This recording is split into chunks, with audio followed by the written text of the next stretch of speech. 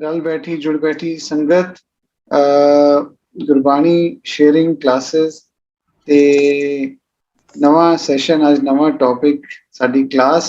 सब तो पहला गुरफतेह दी सांझ करिए जी संगत जी। वाहिगुरू जी का खालसा, वाहिगुरू जी की फतेह।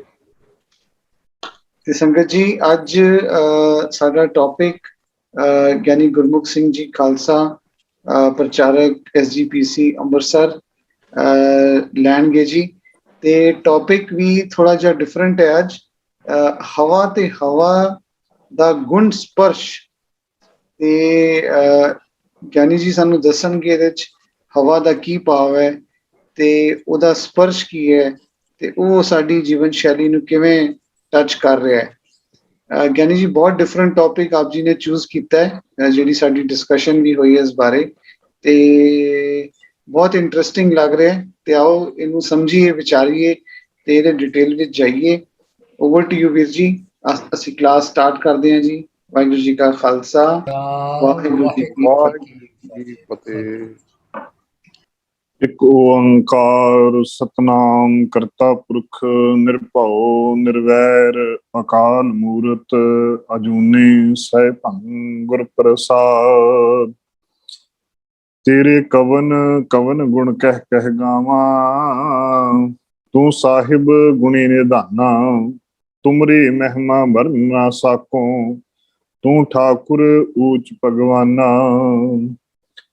ਜੁਗ ਜੁਗ ਅਟਲ ਚਵਰ ਛਤਰ ਤਖਤ ਦੇ ਮਾਲਿਕ, ਰਾਜਾ ਨਾ ਰਾਜ ਭਾਨਾ ਨਾ ਭਾਨ, ਦੇਵਾ ਨਾ ਦੇਵ ਉਪਮਾ ਮਹਾਨ ਸਤਿਗੁਰੂ ਸਾਹਿਬ ਸ੍ਰੀ ਗੁਰੂ ਗ੍ਰੰਥ ਸਾਹਿਬ ਜੀ ਮਹਾਰਾਜ ਜੀ ਦੀ ਪਾਵਨ ਪਵਿੱਤਰ ਵਿਚਾਰਧਾਰਾ ਦੇ ਨਾਲ ਜੁੜ ਰਹੇ ਗੁਰਸਿੱਖ ਪਿਆਰ ਵਾਲਿਓ, ਸਤਿਗੁਰਾਂ ਦੇ ਪਾਵਨ ਪਵਿੱਤਰ ਬਚਨਾਂ ਦੀ ਸਾਂਝ ਪਾਉਣ ਤੋਂ ਪਹਿਲਾਂ ਸਤਿਗੁਰਾਂ ਦੇ ਚਰਨਾਂ ਕਮਲਾਂ 'ਚ ਹਾਜ਼ਰੀ ਲਵਾਉਂਦਿਆਂ ਹੋਇਆਂ ਗੁਰ ਫਤਿਹ ਪ੍ਰਵਾਨ ਕਰਨਾ ਕਰੋ ਜੀ। ਵਾਹਿਗੁਰੂ ਜੀ ਕਾ ਖਾਲਸਾ, ਵਾਹਿਗੁਰੂ ਜੀ ਕੀ ਫਤਿਹ।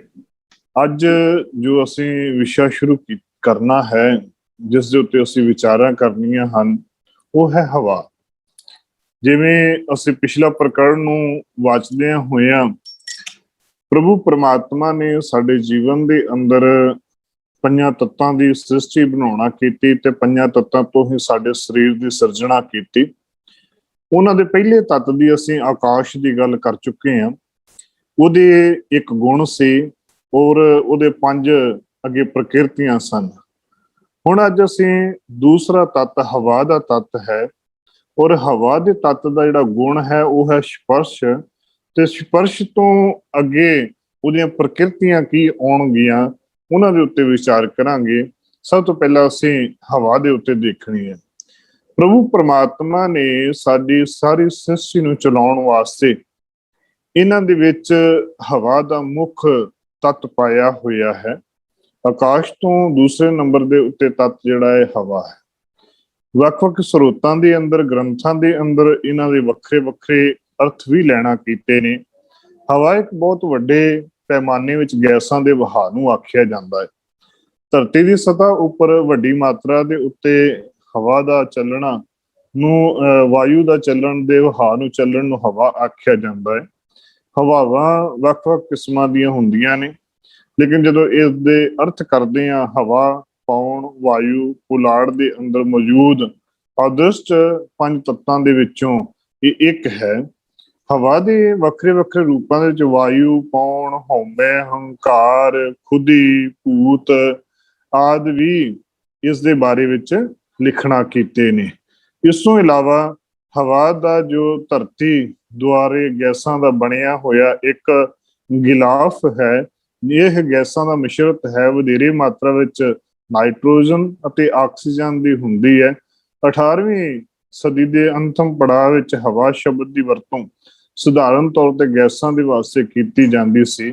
ਉਦਾਹਰਨ ਦੇ ਵਜੋਂ ਇਹਨਾਂ ਨੂੰ ਵੱਖ-ਵੱਖ ਰੂਪਾਂ ਦੇ ਵਿੱਚ ਇਹਨਾਂ ਨੂੰ ਬਦਲਾਓ ਦੇ ਰੂਪ 'ਚ ਵੀ ਵਰਤਿਆ ਗਿਆ, ਲੇਕਿਨ ਸਾਇੰਟਿਸਟਾਂ ਨੇ ਉਸ ਨੂੰ ਵੱਖ-ਵੱਖ ਰੂਪਾਂ ਦੇ ਵਿੱਚ ਇਹਦੇ ਵੱਖਰੇ ਵੱਖਰੇ ਰੂਪ ਕੱਢ ਕੇ ਕਿੰਨੀ ਮਾਤਰਾ 'ਚ ਕਿਹੜੀ ਗੈਸ ਹੈ, ਕਿੰਨੀ ਮਾਤਰਾ 'ਚ ਕਿਹੜੀ ਗੈਸ ਹੈ, ਜਾਂ ਕਿਹੜੇ ਤੱਤ ਦੇ ਉੱਤੇ ਕਿੰਨੀ ਹੈਗੀ ਆ, ਕਿਹੜੀ ਲੇਅਰ ਦੇ ਵਿੱਚ ਜ਼ਿਆਦਾ ਗੈਸ, ਕਿਹੜੀ ਗੈਸ ਆਉਂਦੀ, ਉਹਦੇ ਬਾਰੇ ਵੱਖ-ਵੱਖ ਰੂਪਾਂ ਦੇ ਵਿੱਚ ਕੋਸ਼ਾਂ ਦੇ ਵਿੱਚ ਜ਼ਿਕਰ ਆਉਂਦਾ ਹੈ, ਲੇਕਿਨ ਅਸੀਂ ਕੇਵਲ ਤੇ ਕੇਵਲ ਗੁਰਮਤ ਗੁਰਬਾਣੀ ਦੇ ਅੰਦਰ ਹੀ ਅਸੀਂ ਵਿਚਾਰਾਂਗੇ ਕਿ ਕਿਵੇਂ ਕਿਵੇਂ ਸੱਚੇ ਪਾਤਸ਼ਾਹ ਨੇ ਸਾਨੂੰ ਇਸ ਹਵਾ ਦੇ ਬਾਰੇ ਵਿੱਚ ਸਾਡੇ ਲਈ ਚਾਨਣਾ ਪਾਉਣਾ ਕੀਤਾ ਹੈ।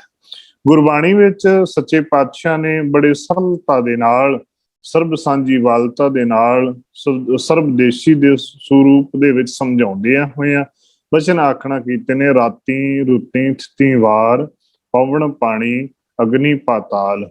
ਕਿ ਧਰਤੀ ਦੇ ਉੱਤੇ ਵੱਖ-ਵੱਖ ਰੂਪਾਂ ਦੇ ਵਿੱਚ ਦਿਨ ਰਾਤ ਬਣਾਉਣਾ ਕੀਤੇ, ਤਰੀਖਾਂ ਬਣਾਉਣੀਆਂ ਕੀਤੀਆਂ, ਪੌਣ ਪਾਣੀ ਅਗਨੀ ਪਾਤਾਲ, ਸਭ ਕੁਝ ਪ੍ਰਭੂ ਪਰਮਾਤਮਾ ਨੇ ਆਪ ਬਣਾਉਣਾ ਕੀਤਾ ਤੇ ਆਪ ਹੀ ਇਸ ਸਾਰੇ ਸ੍ਰਿਸ਼ਟੀ ਨੂੰ ਉਹ ਕਰਤਾ ਪੁਰਖ ਵਾਹਿਗੁਰੂ ਚਲਾ ਰਿਹਾ ਹੈ। ਕਿਉਂਕਿ ਗੁਰੂ ਦੇ ਸਨਮੁਖ ਹੋ ਕੇ ਹੀ, ਸਿੱਖਿਆ ਸੁਣ ਕੇ ਹੀ ਸਮਝ ਆ ਜਾਂਦੀ ਹੈ ਕਿ ਪਵਨ ਪਾਣੀ ਅਗਨੀ ਤੇ ਧਰਤੀ ਆਕਾਸ਼ ਆਦਿ ਤੱਤ ਦਾ ਸੁਮੇਲ ਇਹਨਾਂ ਦੇ ਵਿੱਚ ਸੱਚੇ ਪਾਤਸ਼ਾਹ ਨੇ ਸੰਦਾਬੰਦੀ ਦੇ ਰੂਪ ਦੇ ਵਿੱਚ ਕਰਨਾ ਕੀਤਾ ਹੈ। ਗੁਰਮੁਖ ਧਰਤੀ, ਗੁਰਮੁਖ ਪਾਣੀ, ਗੁਰਮੁਖ ਪੌਣ, ਬੈਸੰਤਰ ਖੇਲ ਵਿਡਾਣੀ, ਖੇਲੇ ਵਿਡਾਣੀ।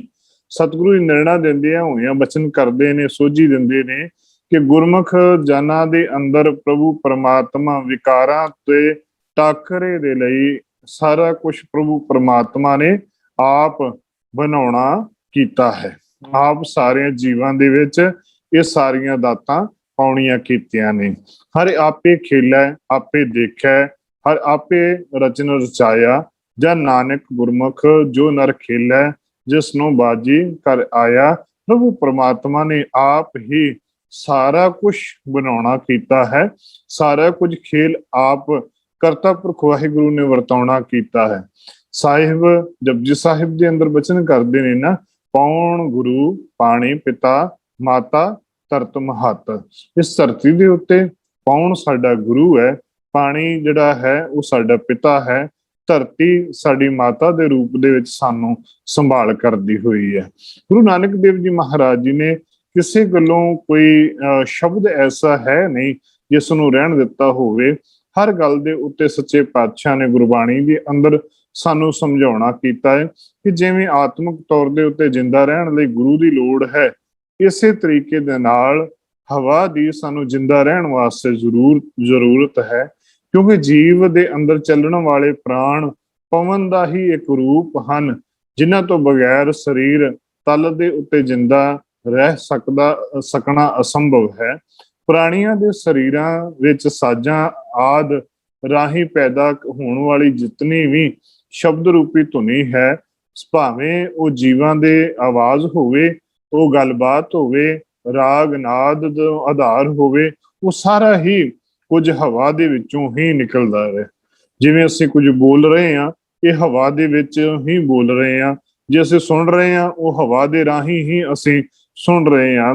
ਜਿਵੇਂ ਅਸੀਂ ਕੋਈ ਵੀ ਆਵਾਜ਼ ਕੱਢਦੇ ਹਾਂ, ਜਿਵੇਂ ਨੰਗਾ ਸ਼ਬਦ ਬੋਲਦੇ ਹਾਂ, ਸਾਡੀ ਜ਼ੁਬਾਨ ਦੇ ਉੱਤੇ ਤਾਲੂ ਦੇ ਨਾਲ ਲੱਗ ਕੇ ਉਹ ਸ਼ਬਦ ਅਸੀਂ ਬੋਲਦੇ ਹਾਂ ਤੇ ਉਹਦਾ ਵੱਖਰਾ ਰੂਪ ਹੈ। ਉਹ ਆਵਾਜ਼ ਦਾ ਹੀ ਜਿਹੜੀ ਆਵਾਜ਼ ਨਿਕਲਣੀ ਹੈ, ਉਹ ਹਵਾ ਦੇ ਰਾਹੀਂ ਹੀ ਸਾਡੇ ਸਰੀਰ ਦੇ ਵਿੱਚੋਂ ਉਹ ਬਾਹਰ ਨਿਕਲਣੀ ਹੈ। ਉਸ ਰੂਪ ਦੇ ਅੰਦਰ ਹੀ ਉਹਦਾ ਆਵਾਜ਼ ਪੈਦਾ ਹੁੰਦੀ ਹੈ। ਗੁਰਬਾਣੀ ਦੇ ਰੂਪ ਦੇ ਵਿੱਚ ਜਿੰਨੇ ਵੀ ਸ਼ਬਦ ਗੁਰੂ ਸਾਹਿਬਾਨ ਨੇ ਵੱਖ-ਵੱਖ ਭਗਤ ਜਨਾਂ ਵੱਲੋਂ ਉਚਾਰਨ ਕੀਤੇ ਹਨ, ਉਹ ਹਵਾ ਦੇ ਸਹਾਰੇ ਹੀ ਪ੍ਰਗਟ ਹੋਏ ਹਨ। ਪੌਣ ਪਿਤਾ ਮਾਤਾ ਧਰਤ ਮਹੱਤ।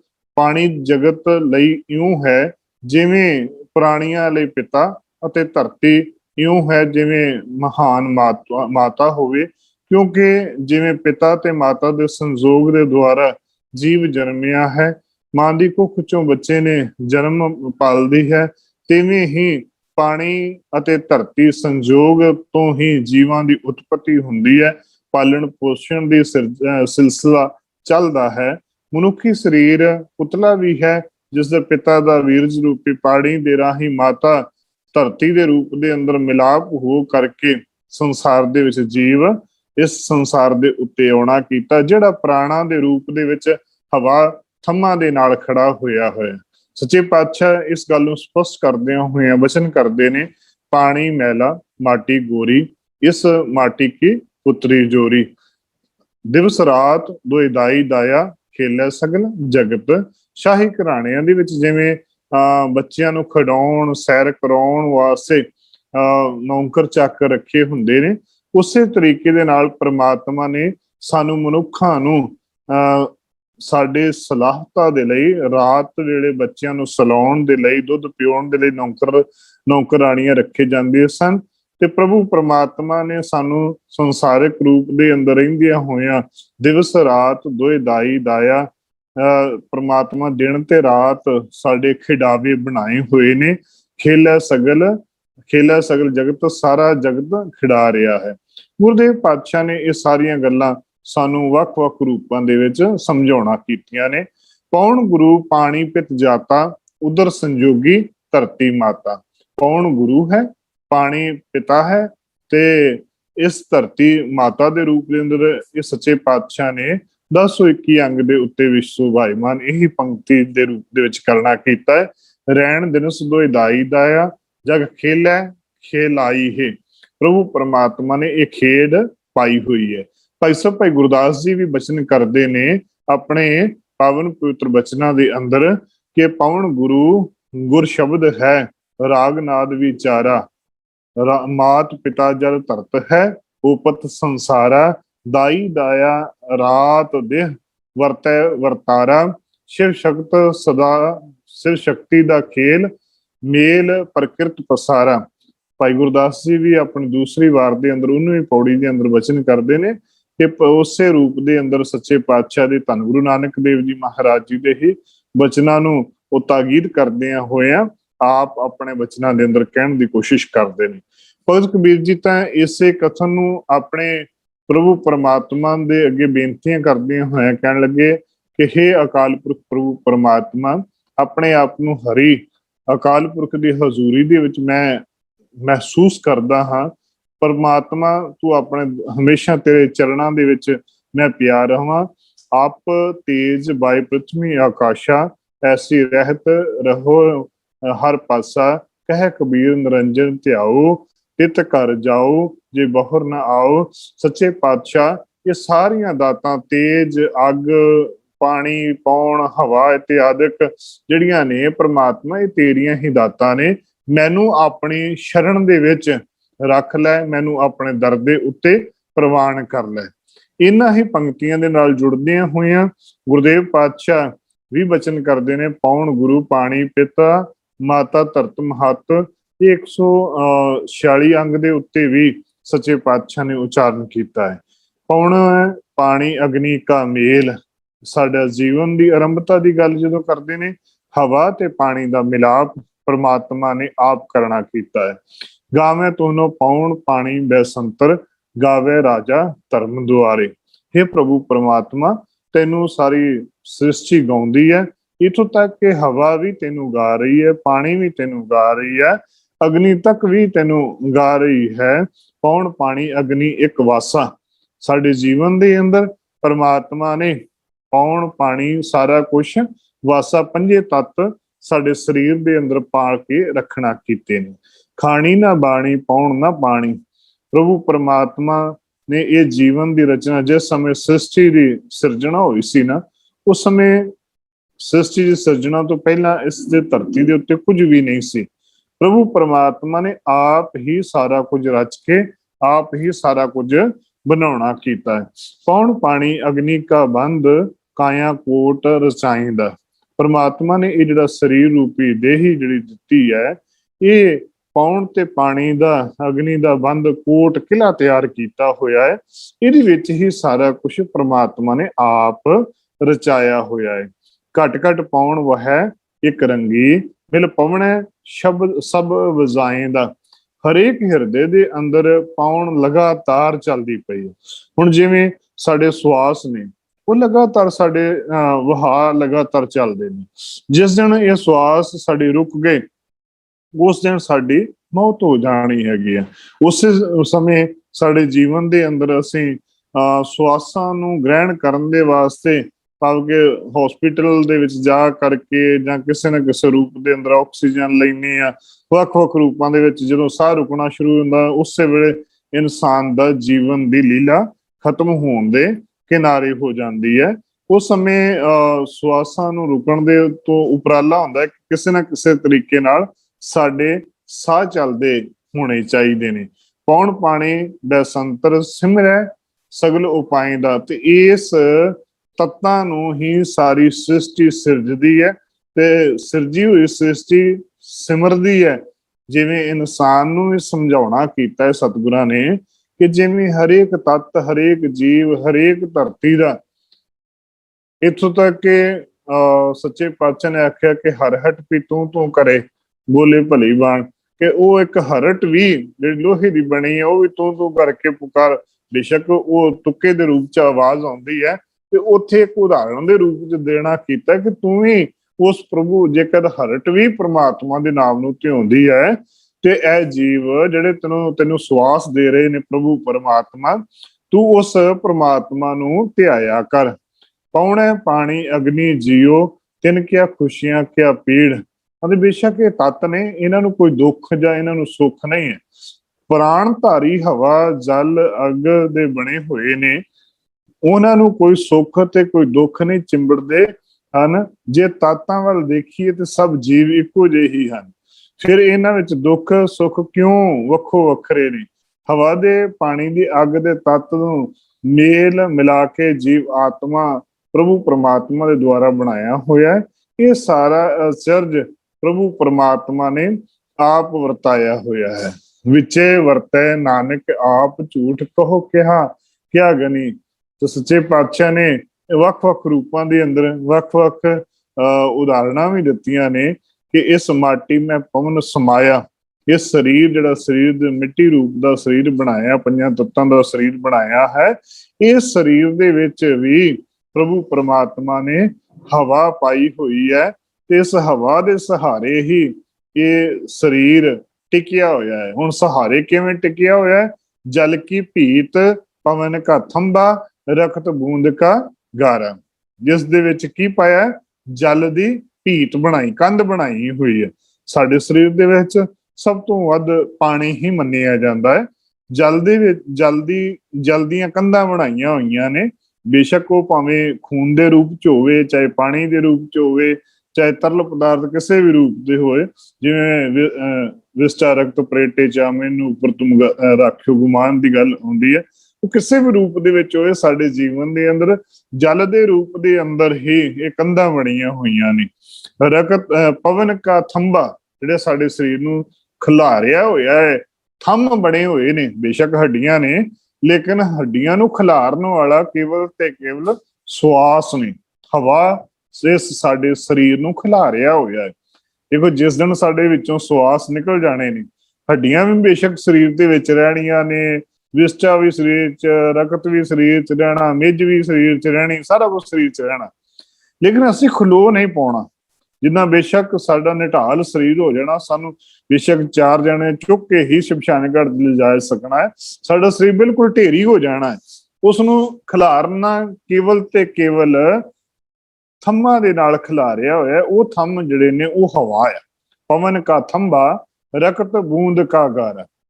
ਖੂਨ ਤੇ ਮਿੱਝ ਦਾ ਸਾਡੇ ਸਰੀਰ ਦੇ ਵਿੱਚ ਗਾਰਾ ਲੱਗਿਆ ਹੋਇਆ ਹੈ, ਜਿਹਦੇ ਨਾਲ ਸਾਡਾ ਢਾਂਚਾ ਬਣਿਆ ਹੋਇਆ, ਸਾਡਾ ਮਕਾਨ ਰੂਪੀ ਢਾਂਚਾ ਬਣਿਆ ਹੋਇਆ ਹੈ। ਪੌਣ ਪਾਣੀ ਧਰਤੀ ਆਕਾਸ਼ ਘਰ ਮੰਦਰ ਹਰ ਬਣੀ, ਵਿੱਚ ਵਰਤੈ ਨਾਨਕ ਆਪ ਝੂਠਾ ਕਿਹੋ ਕਿਆ ਗਣੀ। ਕਹਿਣ ਲੱਗੇ ਪੌਣ ਪਾਣੀ ਧਰਤੀ ਆਕਾਸ਼ ਵਗੈਰਾ ਇਸ ਘਰ ਦੇ ਵਿੱਚ ਆਪ ਪ੍ਰਮਾਤਮਾ ਵਿਰਾਜਮਾਨ ਨੇ, ਅਤੇ ਉਸ ਪ੍ਰਮਾਤਮਾ ਨੂੰ ਝੂਠਾ ਕਦੀ ਨਾ ਗਣੀ।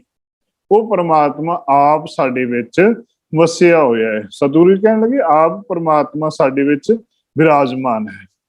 ਹੁਣ ਆਮ ਤੌਰ ਦੇ ਉੱਤੇ ਜਦੋਂ ਅਸੀਂ ਹੋਰ ਇਸ ਦੀ ਡੀਪਲੀ ਸਟੱਡੀ ਕਰਦੇ ਹਾਂ ਕਿ ਸਾਡੇ ਸਰੀਰ ਦੇ ਅੰਦਰ, ਅਸੀਂ ਗੱਲ ਕਰ ਰਹੇ ਹਾਂ ਹਵਾ ਦੀ, ਪ੍ਰਮਾਤਮਾ ਨੇ ਸਾਡੇ ਜੀਵਨ ਦੇ ਵਿੱਚ ਪਾਈ ਹੋਈ ਹੈ।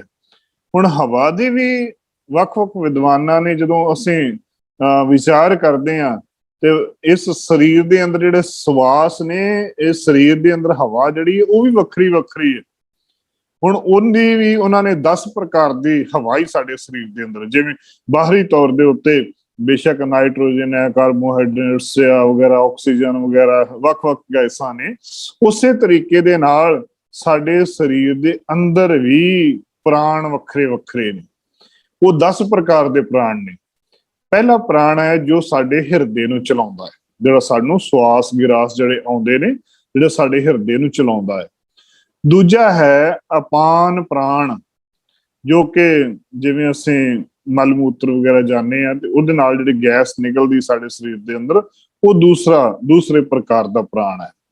ਤੀਸਰਾ ਹੈ ਸਮਾਨ ਪ੍ਰਾਣ, ਜੋ ਨਾਭੀ ਜਾਂ ਧੁਨੀ ਵਿੱਚ ਬੋਲਣ ਤੇ ਹਵਾ ਆਉਂਦੀ ਹੈ, ਜੋ ਅਸੀਂ ਸੰਗੀਤ ਦੇ ਰਿਆਜ਼ ਕਰਨ ਦੇ ਵਿੱਚ ਜਦੋਂ ਸਮੇਂ ਕੱਢਦੇ ਆ ਤੇ ਨਾਭੀ ਚੋਂ ਆਵਾਜ਼ ਆਉਂਦੀ ਹੈ। ਦੇਖੋ ਜਦੋਂ ਰਿਆਜ਼ ਕਰਦੇ ਨੇ ਬਿਲਕੁਲ ਸਾਵਧਾਨ ਹੋ ਕੇ ਧੁਨੀ ਚੋਂ ਆਵਾਜ਼ ਜਦੋਂ ਧੁਨੀ ਤੋਂ ਆਵਾਜ਼ ਕੱਢਦੇ ਆ, ਉਸ ਨੂੰ ਸਮਾਨ ਪ੍ਰਾਣ ਆਖਿਆ ਜਾਂਦਾ ਹੈ।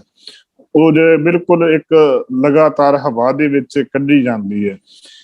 ਚੌਥਾ ਜਿਹੜਾ ਚੌਥੇ ਪ੍ਰਕਾਰ ਦਾ ਪ੍ਰਾਣ ਹੈ ਉਹ ਹੈ ਉਦਿਆਨ ਪ੍ਰਾਣ, ਜੋ ਗਲੇ ਵਿੱਚੋਂ ਆਵਾਜ਼ ਨਿਕਲਦੀ ਹੈ, ਉਸ ਨੂੰ ਅਸੀਂ ਉਦਿਆਨ ਪ੍ਰਾਣ ਆਖਦੇ ਹਾਂ। ਭਾਵ ਕਿ ਗਲੇ ਚੋਂ ਬੋਲੀ ਜਾਣਾ, ਥੱਲਿਓਂ ਧੁਨੀ ਚੋਂ ਆਵਾਜ਼ ਨਹੀਂ ਨਿਕਲਣੀ, ਕੇਵਲ ਤੇ ਕੇਵਲ ਉੱਤੋਂ ਹੀ ਆਵਾਜ਼, ਜਿਹੜਾ ਅਸੀਂ ਆਮ ਬੋਲ ਚਾਲ ਦੇ ਵਿੱਚ ਬੋਲਦੇ ਆ ਤੇ ਉੱਤੋਂ ਹੀ ਸਾਡੀ ਅਸੀਂ ਬੋਲੀ ਜਾਂਦੀ ਹੈ, ਉਹਦੇ ਵਿੱਚ ਜਿਹੜੀ ਹਵਾ ਨਿਕਲ ਰਹੀ ਹੈ ਉਹ ਬਿਆਨ ਪ੍ਰਾਣ ਹੈ, ਉਦਿਆਨ ਪ੍ਰਾਣ।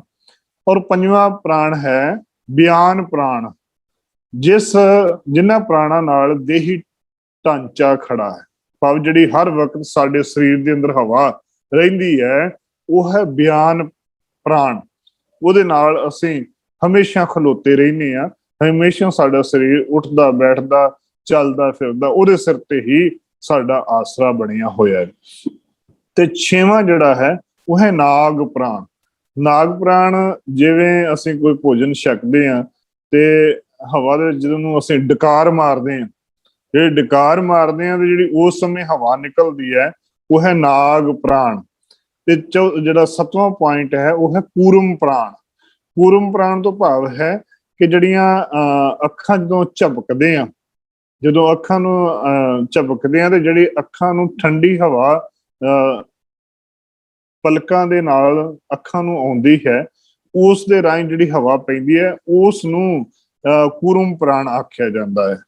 ਔਰ 8ਵਾਂ ਪੁਆਇੰਟ ਹੈ ਕ੍ਰਿਲ ਪ੍ਰਾਣ। ਕ੍ਰਿਲ ਤੋਂ ਭਾਵ ਹੈ ਜਦੋਂ ਅਸੀਂ ਨਿੱਛ ਆਉਂਦੀ ਹੈ, ਛਿੱਕ ਆਉਂਦੀ ਹੈ, ਜਿਹਨੂੰ ਅਸੀਂ ਛਿੱਕ ਮਾਰ ਦਿੰਦੇ ਆ, ਉਹ ਉਸ ਹਵਾ ਦੇ ਰਾਹੀਂ ਜਿਹੜੇ ਸਾਡੇ ਦਿਮਾਗ ਚੋਂ ਨਿਕਲੀ ਹੁੰਦੀ ਆ ਜਾਂ ਨੱਕ ਦੇ ਰਾਹੀਂ ਸਾਡੇ ਨਿਕਲਣੀ ਹੈ, ਉਹ ਹਵਾ ਨੂੰ ਕ੍ਰਿਲਮ ਪ੍ਰਾਣ ਆਖਿਆ ਜਾਂਦਾ ਹੈ। 9ਵਾਂ ਪੁਆਇੰਟ ਹੈ ਦੇਵਦੱਤ ਪ੍ਰਾਣ। ਦੇਵਦੱਤ ਤੋਂ ਭਾਵ ਹੈ ਜਿਹੜਾ ਅਸੀਂ ਉਬਾਸੀਆਂ ਮਾਰਦੇ ਹਾਂ, ਜਦੋਂ ਉਬਾਸੀ ਰਾਹੀਂ ਜਿਹੜੀ ਹਵਾ ਨਿਕਲਦੀ ਹੈ ਉਹ ਦੇਵ ਦੱਤ ਪ੍ਰਾਣ ਦੀ ਆਖਿਆ ਜਾਂਦਾ ਹੈ। ਔਰ ਲਾਸਟ ਹੈ 10ਵਾਂ ਨੰਬਰ ਧਨੰਜੈ ਪ੍ਰਾਣ। ਧਨੰਜੈ ਪ੍ਰਾਣ ਤੋਂ ਭਾਵ ਹੈ ਕਿ ਜਦੋਂ ਇਨਸਾਨ ਦੀ ਮੌਤ ਹੋ ਜਾਂਦੀ ਹੈ ਤੇ ਮੌਤ ਸਮੇਂ, ਉਸ ਸਮੇਂ ਸਰੀਰ ਦੇ ਅੰਦਰ ਕੋਈ ਕਿਰਿਆ ਨਹੀਂ ਹੁੰਦੀ, ਉਸ ਸਮੇਂ ਜਿਹੜੀ ਅੰਦਰ ਗੈਸ ਬਣਦੀ ਹੈ ਜਿਹਦੇ ਕਰਕੇ ਸਰੀਰ ਫੁੱਲ ਜਾਂਦਾ ਹੈ, ਉਸ ਨੂੰ ਧਨੰਜੈ ਪ੍ਰਾਣ ਆਖਿਆ ਜਾਂਦਾ ਹੈ। ਇਹ ਵੱਖ-ਵੱਖ ਵਿਦਵਾਨਾਂ ਨੇ ਇਸ ਰੂਪ ਨੂੰ, ਇਹ 10 ਪ੍ਰਕਾਰ ਦੇ ਜਿਹੜੇ ਸਾਡੇ ਸਰੀਰ ਦੇ ਅੰਦਰ ਪ੍ਰਾਣ ਜਾਂਦੇ ਨੇ, ਉਹਨਾਂ ਦੀ ਵਿਆਖਿਆ ਕੀਤੀ ਹੋਈ ਹੈ। ਹੁਣ ਇਹਦਾ ਜਿਹੜਾ ਗੁਣ ਹੈ ਅਸੀਂ ਉਹਦੀ ਵੀ ਵਿਚਾਰ ਕਰਦੇ ਹਾਂ। ਸਪਰਸ਼, ਸਾਡੇ ਜੀਵਨ ਦੇ ਅੰਦਰ ਜਿਹੜਾ ਸਪਰਸ਼ ਹਵਾ ਦਾ ਗੁਣ ਹੈ, ਸਪਰਸ਼ ਲਫ਼ਜ਼ ਦਾ ਵਿੱਚ ਬਿਆਨ ਕਰਨਾ ਬਹੁਤ ਕਠਿਨ ਹੈ। ਸਪਰਸ਼ ਤੋਂ ਭਾਵ ਹੈ ਛੂਹ, ਮੇਲ, ਪਸਾਨਾ ਜਾਂ ਛੂਹਣਾ ਜਾਂ ਪਸਰਨਾ ਜਾਂ ਆਸ, ਹਥੇਲੀ, ਭਾਵ ਕਿ ਕਿਸੇ ਵੀ ਰੂਪ ਨਾਲ ਜਦੋਂ ਸਾਡੀ ਇੱਕ ਦੂਜੇ ਨਾਲ ਸਰੀਰ ਦੇ ਨਾਲ ਛੂਹਣਾ ਹੁੰਦੀ ਹੈ, ਉਸ ਚੀਜ਼ ਨੂੰ ਸਪਰਸ਼ ਆਖਿਆ ਜਾਂਦਾ ਹੈ। ਸਪਰਸ਼ ਸੂਖਮ ਭਾਵਨਾਵਾਂ ਦਾ ਪ੍ਰਵਾਹ ਹੈ। ਜਿਵੇਂ ਸੈਰ ਕਰਨ ਵਾਸਤੇ ਜਾਂਦੇ ਆ, ਆਪਣੇ ਪਾਰਕ ਦੇ ਵਿੱਚ ਬੈਠੇ ਆ ਤੇ ਸੁਗੰਧੀ ਆ ਰਹੀ ਹੈ, ਉਹ ਵੀ ਸਪਰਸ਼ ਦਾ ਇੱਕ ਰੂਪ ਹੈ। ਜਿਵੇਂ ਗਰਮੀ ਆ, ਸਾਡੀ ਚਮੜੀ ਨੂੰ ਸਪਰਸ਼ ਹੋ ਰਹੀ ਹੈ, ਗਰਮੀ ਸਕਿਨ ਦੇ ਉੱਤੇ ਪੈ ਰਹੀ ਹੈ, ਤੇ ਉਹ ਵੀ ਇੱਕ ਸਪਰਸ਼ ਦਾ ਰੂਪ ਹੈ। ਉਹ ਹਵਾ ਦੇ ਰਾਹੀਂ ਹੀ, ਹੁਣ ਦੇਖੋ ਜੇ ਗਰਮੀ ਆ, ਬਾਹਰ ਗਰਮੀ ਆ ਤੇ ਉਹ ਸਪਰਸ਼ ਸਾਨੂੰ ਆਪਣੇ ਆਪ ਦਿੰਦਾ। ਜੇ ਅਸੀਂ ਏਸੀ ਵਾਲੇ ਕਮਰੇ 'ਚ ਬਹਿ ਜਾਵਾਂਗੇ, ਉਹ ਸਪਰਸ਼ ਠੰਡਾ ਸਰੀਰ ਨੂੰ ਸਾਨੂੰ ਹੋਣਾ ਸ਼ੁਰੂ ਹੋ ਜਾਏਗਾ। ਇੱਕ ਸਪਰਸ਼ ਦਾ ਹੀ ਇੱਕ ਰੂਪ ਹੈ, ਉਹ ਹਵਾ ਦਾ ਇੱਕ ਗੁਣ ਹੈ। ਮਨ ਵਿੱਚ ਵਿਚਾਰਾਂ ਦੀ ਰਵਾਨਗੀ ਤੇ ਆਤਮਿਕ ਸਹਿਜ ਸੁਭਾਅ, ਤਵਚਾ ਜਾਂ ਇੰਦਰੀ ਦੇ ਗੁਣ ਦਾ ਹਿੱਸਾ ਜਾਂ ਛੂ। ਮਹਾਨ ਕੋਸ਼ ਦੇ ਅੰਦਰ ਇਹਨਾਂ ਦੇ ਵੱਖ-ਵੱਖ ਰੂਪਾਂ 'ਚ ਅਰਥ ਕੀਤੇ ਨੇ ਕਿ ਤਵਚਾ ਜਾਂ ਇੰਦਰੀ ਦੇ ਗੁਣਾਂ ਨੂੰ ਇਹ ਸਪਰਸ਼ ਆਖਿਆ ਜਾਂਦਾ ਹੈ।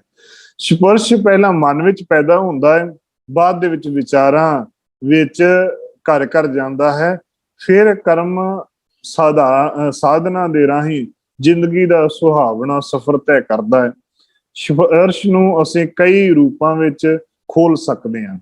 ਅਪੂਰਨਤਾ ਦੇ ਲਈ ਭਾਰੀ ਰੋਗ ਖਾਲੀਪਣ ਨੂੰ ਭਰ ਦੇਣ ਦਾ ਇੱਕ ਸਾਧਨ, ਰੂਹ ਤੋਂ ਆਈ ਬਹਾਰ ਤੇ ਸਪਰਸ਼ ਆਖਿਆ ਜਾਂਦਾ ਹੈ।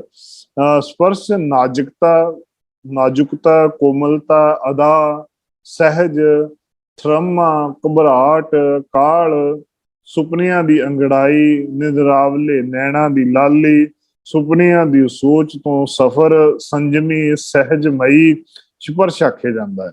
ਇਹ ਵੱਖ-ਵੱਖ ਰੂਪਾਂ ਦੇ ਵਿੱਚ ਇਹ ਸਹਿਜ ਨੂੰ ਹੀ ਬਿਆਨ ਕਰਨ ਦੇ ਵਾਸਤੇ ਵਿਦਵਾਨਾਂ ਨੇ ਕੋਸ਼ਿਸ਼ ਕੀਤੀ ਹੈ ਕਿ ਉਸ ਦਾ ਸਪਰਸ਼ ਕਿਵੇਂ ਬਿਆਨ ਕੀਤਾ ਜਾ ਸਕਦਾ ਹੈ, ਹਵਾ ਦੇ ਸਪਰਸ਼ ਨੂੰ ਕਿਵੇਂ ਬਿਆਨ ਕੀਤਾ ਜਾ ਸਕਦਾ ਹੈ। ਸਤਿਗੁਰੂ ਜੀ ਇਸ ਸਪਰਸ਼ ਦੀ ਸਤਿਗੁਰਾਂ ਨੂੰ ਜਦੋਂ ਪੁੱਛ ਕਰਦੇ ਆ ਕਿ ਸੱਚੇ ਪਾਤਸ਼ਾਹ ਸਾਨੂੰ ਵੀ ਇਸ ਦੇ ਬਾਰੇ ਦੱਸਣਾ ਕਰੋ ਕਿ ਸਪਰਸ਼ ਆਖਿਰਕਾਰ ਹੁੰਦਾ ਕੀ ਹੈ, ਤੇ ਸੱਚੇ ਪਾਤਸ਼ਾਹ ਦੇ ਜਦੋਂ ਅਸੀਂ ਚਰਨਾਂ ਦੀ ਛੂਹ ਮਿਲ ਜਾਵੇ, ਜੇਕਰ ਸਤਿਗੁਰਾਂ ਦੇ ਦਰ ਦੇ ਉੱਤੇ ਮਿਲਾਪ ਦੀ ਛੂਹ ਮਿਲ ਜਾਵੇ, ਐਸੀ ਕੌਣ ਵਿਦੇ ਦਰਸ਼ਨ ਪਰਸਨਾ ਰਹਾਓ। ਕਿਹੜਾ ਐਸਾ ਤਰੀਕਾ ਹੋਵੇ ਜਿਸ ਤਰੀਕੇ ਦੇ ਨਾਲ ਸੱਚੇ ਪਾਤਸ਼ਾਹ ਤੁਹਾਡੇ ਦਰਸ਼ਨ ਤੇ ਪਰਸ਼ਨ, ਦਰਸ਼ਨ ਤੇ ਭਾਵ ਦੇਖਣਾ, ਤੇ ਪਰਸਨਾ ਉਸ ਚੀਜ਼ ਨੂੰ ਮਹਿਸੂਸ ਕਰਨਾ। ਦੇਖੋ, ਇੱਕ ਤੇ ਫਾਰਮੈਲਿਟੀ ਤੌਰ ਦੇ ਉੱਤੇ ਕਰਨਾ, ਲੇਕਿਨ ਇੱਕ ਚੀਜ਼ ਵਾਕਿਆ ਹੈ ਅੰਦਰੋਂ ਮਹਿਸੂਸ ਕਰਨਾ ਕਿ ਵਾਕਿਆ ਮੈਨੂੰ ਗੁਰੂ ਦੇ ਦਰ ਦੇ ਉੱਤੋਂ ਉਹ ਚੀਜ਼ ਦੀ ਪ੍ਰਾਪਤੀ ਹੋ ਸਕੇ। ਇਸ ਸ਼ਬਦ ਨੂੰ ਜਦੋਂ ਸਤਿਗੁਰਾਂ ਦੇ ਅੱਗੇ ਚਰਨਾਂ ਦੇ ਵਿੱਚ ਢਹਿ ਢੇਰੀ ਹੋਵਾਂਗੇ ਤਾਂ ਜਾ ਕੇ ਪ੍ਰਭੂ ਪਰਮਾਤਮਾ ਦੇ ਦਰੋਂ ਘਰੋਂ ਪ੍ਰਾਪਤ ਹੋ ਸਕਦੇ। ਪ੍ਰਭੂ ਦੇ ਦਰਸ਼ਨਾਂ ਦੀ ਇੰਨੀ ਤਾਂਘ ਹੋਵੇ, ਇਹੋ ਜਿਹੀ ਪ੍ਰੀਤ ਗੁਰੂ ਦੇ ਚਰਨਾਂ ਦੇ ਨਾਲ ਹੋਵੇ ਜਿਵੇਂ ਮੱਛੀ ਨੂੰ ਪਾਣੀ ਦੀ ਪਿਆਸ ਦੀ ਪ੍ਰੀਤ ਹੁੰਦੀ ਹੈ, ਜਿਵੇਂ ਸੰਤ ਜਨਾਂ ਨੂੰ ਗੁਰੂ ਦੇ ਚਰਨ ਧੂੜ ਦੀ ਪ੍ਰਾਪਤੀ ਦੀ, ਗੁਰੂ ਦੀ ਸਿੱਖਿਆ ਦੀ ਪ੍ਰਾਪਤੀ ਹੁੰਦੀ ਹੈ। ਆਮ ਤੌਰ ਦੇ ਉੱਤੇ ਜਦੋਂ ਚਰਨਾਂ ਦੀ ਗੱਲ ਆਉਂਦੀ ਹੈ ਤੇ ਥੋੜਾ ਜਿਹਾ ਅਸੀਂ ਗਲਤ ਪਾਸੇ ਤੁਰ ਪੈਂਦੇ ਹਾਂ। ਅਸੀਂ ਉਸੇ ਵੇਲੇ ਆਮ ਤੌਰ ਦੇ ਉੱਤੇ ਤੁਸੀਂ ਖਿਆਲ ਕੀਤਾ ਹੋਣਾ, ਜਦੋਂ ਧੂੜ ਦੀ ਗੱਲ ਆਉਂਦੀ ਹੈ ਤਾਂ ਅਸੀਂ ਜੋੜੇ ਘਰਾਂ ਦੇ ਵਿੱਚ ਪੁੜੀਆਂ ਬਣਾ ਕੇ ਸਵਾਦੀਆਂ ਲੈ ਕੇ ਆਉਂਦੇ ਆ, ਜਿਹੜੇ ਜੋੜੇ ਝਾੜੇ ਹੁੰਦੇ ਆ ਮਿੱਟੀ ਦੀਆਂ ਪੁੜੀਆਂ ਬਣਾ ਕੇ ਰੱਖ ਲੈਂਦੇ ਆ ਵੀ ਇਹ ਚਰਨ ਧੂੜ ਹੈ। ਅਸਲ ਦੇ ਵਿੱਚ ਗੁਰਮਤਿ ਤੇ ਗੁਰਬਾਣੀ ਦੇ ਅਨੁਸਾਰ ਚਰਨ ਧੂੜ ਕੋਈ ਮਿੱਟੀ ਨਹੀਂ ਹੈ। ਚਰਨਾਂ ਦੀ ਜਦੋਂ ਗੱਲ ਆਉਂਦੀ ਹੈ, ਚਰਨ ਧੂੜ ਦੀ ਗੱਲ ਆਉਂਦੀ ਹੈ, ਤਾਂ ਸੱਚੇ ਪਾਤਸ਼ਾਹ ਆਖਦੇ ਨੇ ਕਿ ਗੁਰਸਿੱਖਾਂ ਕੀ ਹਰ ਧੂੜ ਦੇ ਹਮ ਪਾਪੀ ਭੀਗਤ ਪਾਹੇ। ਗੁਰਸਿੱਖਾਂ ਦੀ ਸਿੱਖਿਆ ਚਰਨ ਧੂੜ ਹੈ, ਗੁਰਸਿੱਖਾਂ ਦੀ ਸਿੱਖਿਆ ਸੱਚੇ ਪਾਤਸ਼ਾਹ ਸਾਨੂੰ ਦੇ, ਜਿਹਦੇ ਨਾਲ ਅਸੀਂ ਪਾਪੀ ਜਨ ਵੀ ਮਾਲਕ ਜੀਓ ਤੁਹਾਡੇ ਦਰ ਦੇ ਉੱਤੇ ਪ੍ਰਵਾਨ ਹੋ ਸਕੀਏ। ਹੁਣ ਜੇਕਰ ਇੱਕ ਜਣਾ ਲਊਗਾ ਤੇ ਚਰਨ ਹਿਰਦੇ ਦੇ ਵਿੱਚ ਵਸੋਂ, ਹਿਰਦੇ ਚਰਨ ਸ਼ਬਦ ਸਤਿਗੁਰ ਕੇ ਨਾਨਕ ਬੰਧਿ ਉਪਾਰ। ਜੇਕਰ ਸੱਚੇ ਪਾਤਸ਼ਾਹ ਨੇ ਜੇ ਚਰਨ ਧਿਆਉਣੇ ਨੇ ਨਾ, ਉਹ ਹਿਰਦੇ ਦੇ ਵਿੱਚ ਸ਼ਬਦਾਂ ਨੂੰ ਚਰਨਾਂ ਦੇ ਰੂਪ ਚ ਧਿਆ, ਗੁਰਬਾਣੀ ਨੂੰ, ਸ਼ਬਦ ਨੂੰ, ਗੁਰੂ ਦੇ ਜਿਹੜੇ ਚਰਨ ਨੇ ਉਹ ਗੁਰੂ ਦੇ ਸ਼ਬਦ ਨੇ, ਔਰ ਸ਼ਬਦਾਂ ਨੂੰ ਹਿਰਦੇ ਦੇ ਵਿੱਚ ਧਿਆ। ਜਦੋਂ ਹਿਰਦੇ ਦੇ ਵਿੱਚੋਂ ਸ਼ਬਦਾਂ ਨੂੰ ਧਿਆਉਣਾ ਸ਼ੁਰੂ ਕਰਾਂਗੇ, ਮਾਲਕ ਨਿਰੰਕਾਰ ਦੇ ਦਰ ਦੇ ਉੱਤੇ ਅਸੀਂ ਪ੍ਰਵਾਨ ਹੋ ਸਕਾਂਗੇ। ਤੇ ਹੁਣ ਜਦੋਂ ਪ੍ਰਵਾਨ ਹੋਣ ਦੇ ਵਾਸਤੇ ਸਤਿਗੁਰਾਂ ਨੂੰ ਪੁੱਛ ਕਰਦੇ ਆ ਤੇ ਸੱਚੇ ਪਾਤਸ਼ਾਹ ਕਿ ਸਾਨੂੰ ਇੰਨੀ ਕੁ ਬਖਸ਼ਿਸ਼ ਕਰ, ਇਹ ਦਇਆਵਾਨ ਪ੍ਰਭੂ ਪਰਮਾਤਮਾ ਸਾਡੇ ਹਿਰਦੇ ਦੇ ਅੰਦਰੋਂ ਹੰਕਾਰ ਨੂੰ ਦੂਰ ਕਰਕੇ ਆਪਣੇ ਦਰੋਂ ਘਰੋਂ ਆਪਣੇ ਚਰਨਾ ਕਮਲਾਂ ਦੇ ਨਾਲ ਜੋੜ ਲੈ। ਤੇ ਉਹਦੇ ਵਾਸਤੇ ਸੱਚੇ ਪਾਤਸ਼ਾਹ ਧੰਨ ਗੁਰੂ ਅਰਜਨ ਦੇਵ ਜੀ ਮਹਾਰਾਜ ਜੀ ਦਾ ਬਚਨ ਬੜਾ ਸੋਹਣਾ ਆਉਂਦਾ ਹੈ। ਅਜੇ ਕੋਈ ਜਨ ਹਰਸ਼ੋਂ ਦੇਵੈ ਜੋਰ, ਚਰਨ ਗਹੋਂ ਬਕੋਂ ਸ਼ੁਭ ਰਸਨਾ, ਦੀਜੈ ਪ੍ਰਾਨ ਅਕੋਰ। ਕਹਿਣ ਲੱਗੇ ਕਿ ਕੋਈ ਇਹੋ ਜਿਹਾ ਗੁਰੂ ਦਾ ਪਿਆਰ ਵਾਲਾ ਮਿਲ ਜੇ ਜਿਹੜਾ ਮੈਨੂੰ ਪ੍ਰਮਾਤਮਾ ਤੇਰੇ ਦਰ ਦੇ ਤਾਈਂ ਪਹੁੰਚਾਉਣ ਵਾਲਾ ਹੋਵੇ। ਉਹਦੇ ਵਾਸਤੇ ਚਰਨ ਗਹੋਂ ਬਕੋਂ ਸ਼ੁਭ ਰਸਨਾ, ਦੀਜੈ ਪ੍ਰਾਨ ਅਕੋਰ। ਤੇ ਮੈਂ ਉਹਦੇ ਵਾਸਤੇ ਚਰਨਾਂ ਦੇ ਵਿੱਚ ਵੀ ਢਹਿਣ ਨੂੰ ਤਿਆਰ ਹਾਂ, ਸਭ ਕੁਝ ਗੁਰੂ ਦੇ ਅੱਗੇ ਅਰਪਣ ਕਰਨ ਨੂੰ ਵੀ ਤਿਆਰ ਹਾਂ, ਉਹਦੇ ਪ੍ਰਤੀ ਮੈਂ ਸ਼ੁਭ ਬੋਲ ਵੀ ਬੋਲਣ ਨੂੰ ਤਿਆਰ ਹਾਂ, ਸਭ ਕੁਝ ਆਪਾ ਵਾਰਨ ਨੂੰ ਵੀ ਤਿਆਰ ਹਾਂ ਜਿਹੜਾ ਮੈਨੂੰ ਪ੍ਰਭੂ ਪਰਮਾਤਮਾ ਦੇ ਨਾਲ ਮਿਲਾ ਦੇਵੇ। ਤੇ ਇਹੋ ਜੀ ਗੁਰੂ ਦੇ ਨਾਲ ਦਰਸ਼ਨ ਪਰਸਨ ਦੀ ਗੱਲ ਸਾਹਿਬਾਂ ਨੇ ਇੱਥੇ ਆਪਣੇ ਬਚਨਾਂ ਦੇ ਅੰਦਰ ਕੀਤੀ ਹੈ। ਹੁਣ ਉਹਦੇ ਵਾਸਤੇ ਸੱਚੇ ਪਾਤਸ਼ਾਹ ਆਖਦੇ ਨੇ ਕਿ ਆਸ ਪਿਆਸ ਸਫਲ ਮੂਰਤ ਉਮੰਗ ਹਿਓ ਤਰਸਨਾ। ਜੇ ਸਪਰਸ਼ ਕਰਨਾ ਹੈ ਨਾ ਤੇ ਆਸ ਆਪਣੇ ਅੰਦਰ ਜਿਹੜੀ ਪਿਆਸ ਗੁਰੂ ਦੇ ਪ੍ਰਤੀ ਬਣਾਉਣੀ ਪਏਗੀ। ਦੀਨ ਅਲੀਨ ਪਿਆਸ ਨੀਨ ਸੰਤਨਾ ਹਰ ਸੰਤਨਾ ਹਰ ਸੰਤਾਂ ਕੀ ਰੇਨ ਹਿਓ ਅਰਪ ਦੇਨ ਪ੍ਰਭ ਭਏ ਹੈ ਕਿਰਪੇਨ ਮਾਨ ਮੋਹ ਤਿਆਗ ਛੋਡੋ ਤੋ ਨਾਨਕ ਹਰ ਜਿਉ ਭੇਟਣਾ। ਕਿਉਂਕਿ ਜਦੋਂ ਗੁਰੂ ਦੇ ਦਰ ਦੇ ਉੱਤੇ ਪਰਸਣਾ ਚਾਹੁੰਦਾ ਹੈ ਨਾ, ਜੇਕਰ ਗੁਰੂ ਦੇ ਦਰ ਦੇ ਉੱਤੇ ਚਰਨ ਪਰਸਣਾ ਦੀ ਗੱਲ ਆਉਂਦੀ ਹੈ, ਸਪਰਸ਼ ਕਰਨਾ ਚਾਹੁੰਦਾ ਆ, ਤੇ ਤੈਨੂੰ ਆਪਣੇ ਜੀਵਨ ਦੇ ਅੰਦਰ ਗੁਰੂ ਦੇ ਦਰ ਦੇ ਉੱਤੇ ਇਹੋ ਜਿਹੇ ਤਰੀਕੇ ਨਾਲ ਜਿਵੇਂ ਮੱਛੀ ਨੂੰ ਪਾਣੀ ਦੇ ਨਾਲ ਪ੍ਰੀਤ ਹੁੰਦੀ ਹੈ, ਉਹ ਜਿਹੀ ਪ੍ਰੀਤ ਧਾਰਨ ਕਰਕੇ ਆਪਣੇ ਆਪ ਨੂੰ ਗੁਰੂ ਦੇ ਦਰ ਦੇ ਉੱਤੇ ਜਾ ਕੇ ਢਹਿ ਪੈ, ਤਾਂ ਜਾ ਕੇ ਤੇਰੇ ਹਿਰਦੇ ਦੇ ਅੰਦਰ ਪ੍ਰਭੂ ਪਰਮਾਤਮਾ ਨਾਲ ਪ੍ਰੀਤ ਪੈਦਾ ਹੋਏਗੀ। ਭਾਈ ਗੁਰਦਾਸ ਜੀ ਆਪਣੀ ਵਾਰਾਂ ਦੇ ਵਿੱਚ ਬਿਆਨ ਕਰਦਿਆਂ ਹੋਇਆਂ ਵਚਨ ਆਖਦੇ ਸੁੰਘਣ ਤੇ ਛੂਹਣ ਦੇ ਵਿਸ਼ਿਆਂ ਦੀ ਇੱਕ ਅਗੋਚਰ ਵਿਸ਼ਾ ਹੈ। ਸਵਾਸਾਂ ਤੋਂ ਨਾਸ਼ ਰਹਿਤ ਹੈ ਭਾਵ ਪ੍ਰਾਣ ਜੋ ਪ੍ਰਾਣਾਯਾਮ ਤੋਂ ਪਰੇ ਹੈ। ਹੈਰਾਨੀ ਦੀ ਗੱਲ ਹੈ ਕਿ ਆਮ ਤੌਰ ਦੇ ਉੱਤੇ ਜ਼ਿਆਦਾਤਰ ਅਸੀਂ ਪ੍ਰਾਣਾਯਾਮ ਕਰਨ ਦੇ ਵਾਸਤੇ, ਯੋਗਾ ਕਰਨ ਦੇ ਵਾਸਤੇ ਬਹੁਤਾ ਉਧਰ ਨੂੰ ਤੁਰ ਪੈਂਦੇ ਆ ਕਿ ਉਹਦੇ ਤਰੀਕੇ ਨਾਲ ਸਾਨੂੰ ਚਰਨਾਂ ਦੇ ਅੰਦਰ ਸਪਰਸ਼ ਨਾ ਹੋ ਜਾਏਗੀ ਜਾਂ ਉਹਦੇ ਨਾਲ ਸਾਡੇ ਸਵਾਸ ਠੀਕ ਹੋਣਗੇ। ਤੇ ਭਾਈ ਸਾਹਿਬ ਭਾਈ ਗੁਰਦਾਸ ਜੀ ਆਏ ਨੇ ਗੰਧ ਸਪਰਸ਼ ਅਗੋਚਰਾ ਨਾਸ ਸਾਸ ਹੀਰਤ ਹੈਰਾਣੇ। ਆਦੇ ਪ੍ਰਮਾਤਮਾ ਦੇ ਦਰ ਦੇ ਉੱਤੇ ਜਿਹੜੀ ਗੰਧ ਹੈ, ਜਿਹੜੇ ਗੰਧ ਤੋਂ ਭਾਵੇਂ ਜਿਹੜੇ ਨੱਕ ਦੇ ਰਾਹੀਂ ਜਿਸਨੂੰ ਅਸੀਂ ਸੁਗੰਧੀ ਆ ਨੱਕ ਦੇ ਰਾਹੀਂ ਚਾਹੇ ਮਾੜੀ ਜਾਂ ਚੰਗੀ ਗੰਧ ਲੈਂਦੇ ਆ, ਉਸ ਦੀ ਗੱਲ ਕੀਤੀ ਹੈ। ਭਾਵੇਂ ਕਿ ਜਿਹਨੂੰ ਸਮੈਲ ਆਖਦੇ ਆ ਗਈ ਆ, ਗੰਦਗੀ ਦੀ ਸਮੈਲ ਆ ਗਈ ਆ ਜਾਂ ਫੁੱਲਾਂ ਦੀ ਸੁਗੰਧੀ ਆ ਗਈ ਹੈ, ਉਸ ਚੀਜ਼ ਦੀ ਗੱਲ ਕੀਤੀ ਹੈ। ਇਹ ਸਾਰੀ ਹਵਾ ਦੇ ਰਾਹੀਂ ਹੀ ਜੇ ਚੰਗੀ ਸੁਗੰਧ ਆ ਰਹੀ ਹੈ ਉਹ ਹਵਾ ਦੇ ਰਾਹੀਂ ਆ ਰਹੀ ਹੈ, ਜੇ ਗੰਦਗੀ ਦੀ ਸਮੈਲ ਆ ਰਹੀ ਹੈ ਉਹ ਵੀ ਹਵਾ ਦੇ ਰਾਹੀਂ ਆ ਰਹੀ ਹੈ। ਇਹ ਹਵਾ ਦੀਆਂ ਹੀ ਵੱਖਰੇ ਵੱਖਰੇ ਰੂਪ ਨੇ, ਵੱਖਰੇ ਵੱਖਰੇ ਉਸਦੇ ਢੰਗ ਨੇ। ਪਰਮਾਤਮਾ ਨੇ ਆਪਣਾ ਦਰਸ਼ਨ ਬਖਸ਼ਿਸ਼ਦਾ ਹੈ, ਕੰਨਾਂ ਦੇ ਵਿੱਚ ਸਿਫਤ ਸਲਾਹ ਜੇਕਰ ਦਿੰਦਾ ਹੈ ਉਹ ਵੀ ਪਰਮਾਤਮਾ ਦੇ ਬੋਲਾਂ ਦੇ ਰਾਹੀਂ। ਹੁਣ ਦੇਖੋ ਅਸੀਂ ਆਪਸ ਦੇ ਵਿੱਚ ਸੰਗਤੀ ਰੂਪ ਦੇ ਵਿੱਚ ਬੈਠੇ ਆ ਤੇ ਹੁਣ ਕੋਈ ਕਿਤੇ ਬੈਠਾ ਹੋਇਆ, ਕੋਈ ਕਿਤੇ ਬੈਠਾ ਹੋਇਆ, ਹਰੇਕ ਦੇ ਬੇਸ਼ੱਕ ਆਵਾਜ਼ ਜਿਹੜੀ ਨਿਕਲਦੀ ਹੈ। ਹੁਣ ਮੈਂ ਪੰਜਾਬ ਦੀ ਧਰਤੀ ਤੇ ਬੈਠਾ ਆ ਤੇ ਸਾਰੇ ਆਵਾਜ਼, ਕੋਈ ਦਿੱਲੀ ਬੈਠੇ ਨੇ, ਕੋਈ ਦੁਬਈ ਭੈਣ ਜੀ ਹੋਰੀ ਬੈਠੇ ਆ, ਹੁਣ ਸਾਰਿਆਂ ਕੋਲ ਫੋਨਾਂ ਦੇ ਰਾਹੀਂ ਆਵਾਜ਼ ਜਾ ਰਹੀ ਹੈ। ਆਵਾਜ਼ ਦੀਆਂ ਤਰੰਗਾਂ ਦੇ ਰਾਹੀਂ ਹੀ ਇੱਕ ਗੱਲ ਪਹੁੰਚ ਰਹੀ ਹੈਗੀ ਆ, ਇੱਕ ਆਵਾਜ਼, ਇੱਕ ਇਹ ਵੀ ਹਵਾ ਦਾ ਹੀ ਇੱਕ ਰੂਪ ਹੈ। ਤੇ ਹਵਾ ਦੇ ਰੂਪ ਦੇ ਵਿੱਚੋਂ ਹੀ ਇਹ ਸਪਰਸ਼ ਜਦੋਂ ਬੋਲਾਂ ਦੇ ਰਾਹੀਂ ਉਹ ਸਪਰਸ਼ ਹੋ ਰਿਹਾ ਹੈ। ਜੇ ਸਿਫਤ ਸਲਾਹਤਾ ਕੰਨਾਂ ਦੇ ਵਿੱਚ ਆਪਣੀ ਪ੍ਰਭੂ ਪਰਮਾਤਮਾ ਦੀ ਸਿਫਤ ਸਲਾਹਤਾ ਜੇਕਰ ਪੈਂਦੀ ਹੈ, ਜੀਭ ਦੇ ਨਾਲ ਅਸੀਂ ਉਸ ਨੂੰ ਉਚਾਰਨ ਕਰਦੇ ਹਾਂ ਤੇ ਸਦਾ ਅੰਗ ਸੰਗ ਰਹਿਣ ਵਾਲਾ ਪ੍ਰਭੂ ਪਰਮਾਤਮਾ ਸਾਡੇ ਹਿਰਦੇ 'ਚ ਵਸਦਾ ਹੈ। हे ਨਾਨਕ ਆਖਦਾ ਹੈ ਕਿ हे ਪ੍ਰਭੂ ਪਰਮਾਤਮਾ ਤੇਰੀਆਂ ਛੂਹਣ ਵਾਲੀਆਂ ਵਿਕਾਰੀ ਬ੍ਰਿਤੀਆਂ ਤੋਂ ਸਾਨੂੰ ਬਚਾ ਕੇ ਰੱਖੀ। ਉਹਦੇ ਵਾਸਤੇ ਸੱਚੇ ਪਾਤਸ਼ਾਹ ਪ੍ਰਮਾਣ ਦਿੰਦੇ ਹੋਏ ਬਚਨ ਕਰਦੇ ਨੇ ਦੇਤ ਦਰਸ਼ਨ ਸਰਵਨ ਹਰ ਜਸ ਰਸਨ ਨਾਮ ਉਚਾਰਨ।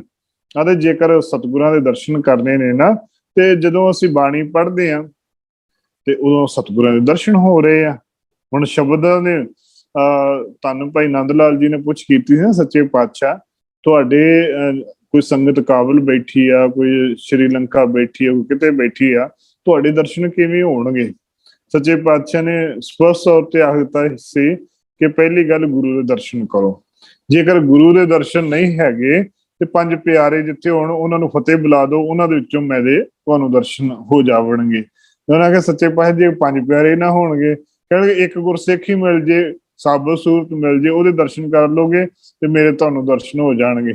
ਕਹਿੰਦੇ ਜੇ ਇੱਕ ਵੀ ਨਾ ਹੋਏ, ਕਹਿੰਦੇ ਜੇ ਤੁਸੀਂ ਖੁਦ ਹੋਵੋਗੇ ਨਾ ਤੇ ਪਾਣੀ ਦੇ ਵਿੱਚ ਜਾਂ ਸ਼ੀਸ਼ੇ ਦੇ ਵਿੱਚ ਵੇਖ ਕੇ ਫਤਿਹ ਬੁਲਾ ਲਿਓ, ਤੁਹਾਨੂੰ ਉਹਦੇ ਵਿੱਚੋਂ ਸਾਡੇ ਦਰਸ਼ਨ ਹੋ ਜਾਣਗੇ।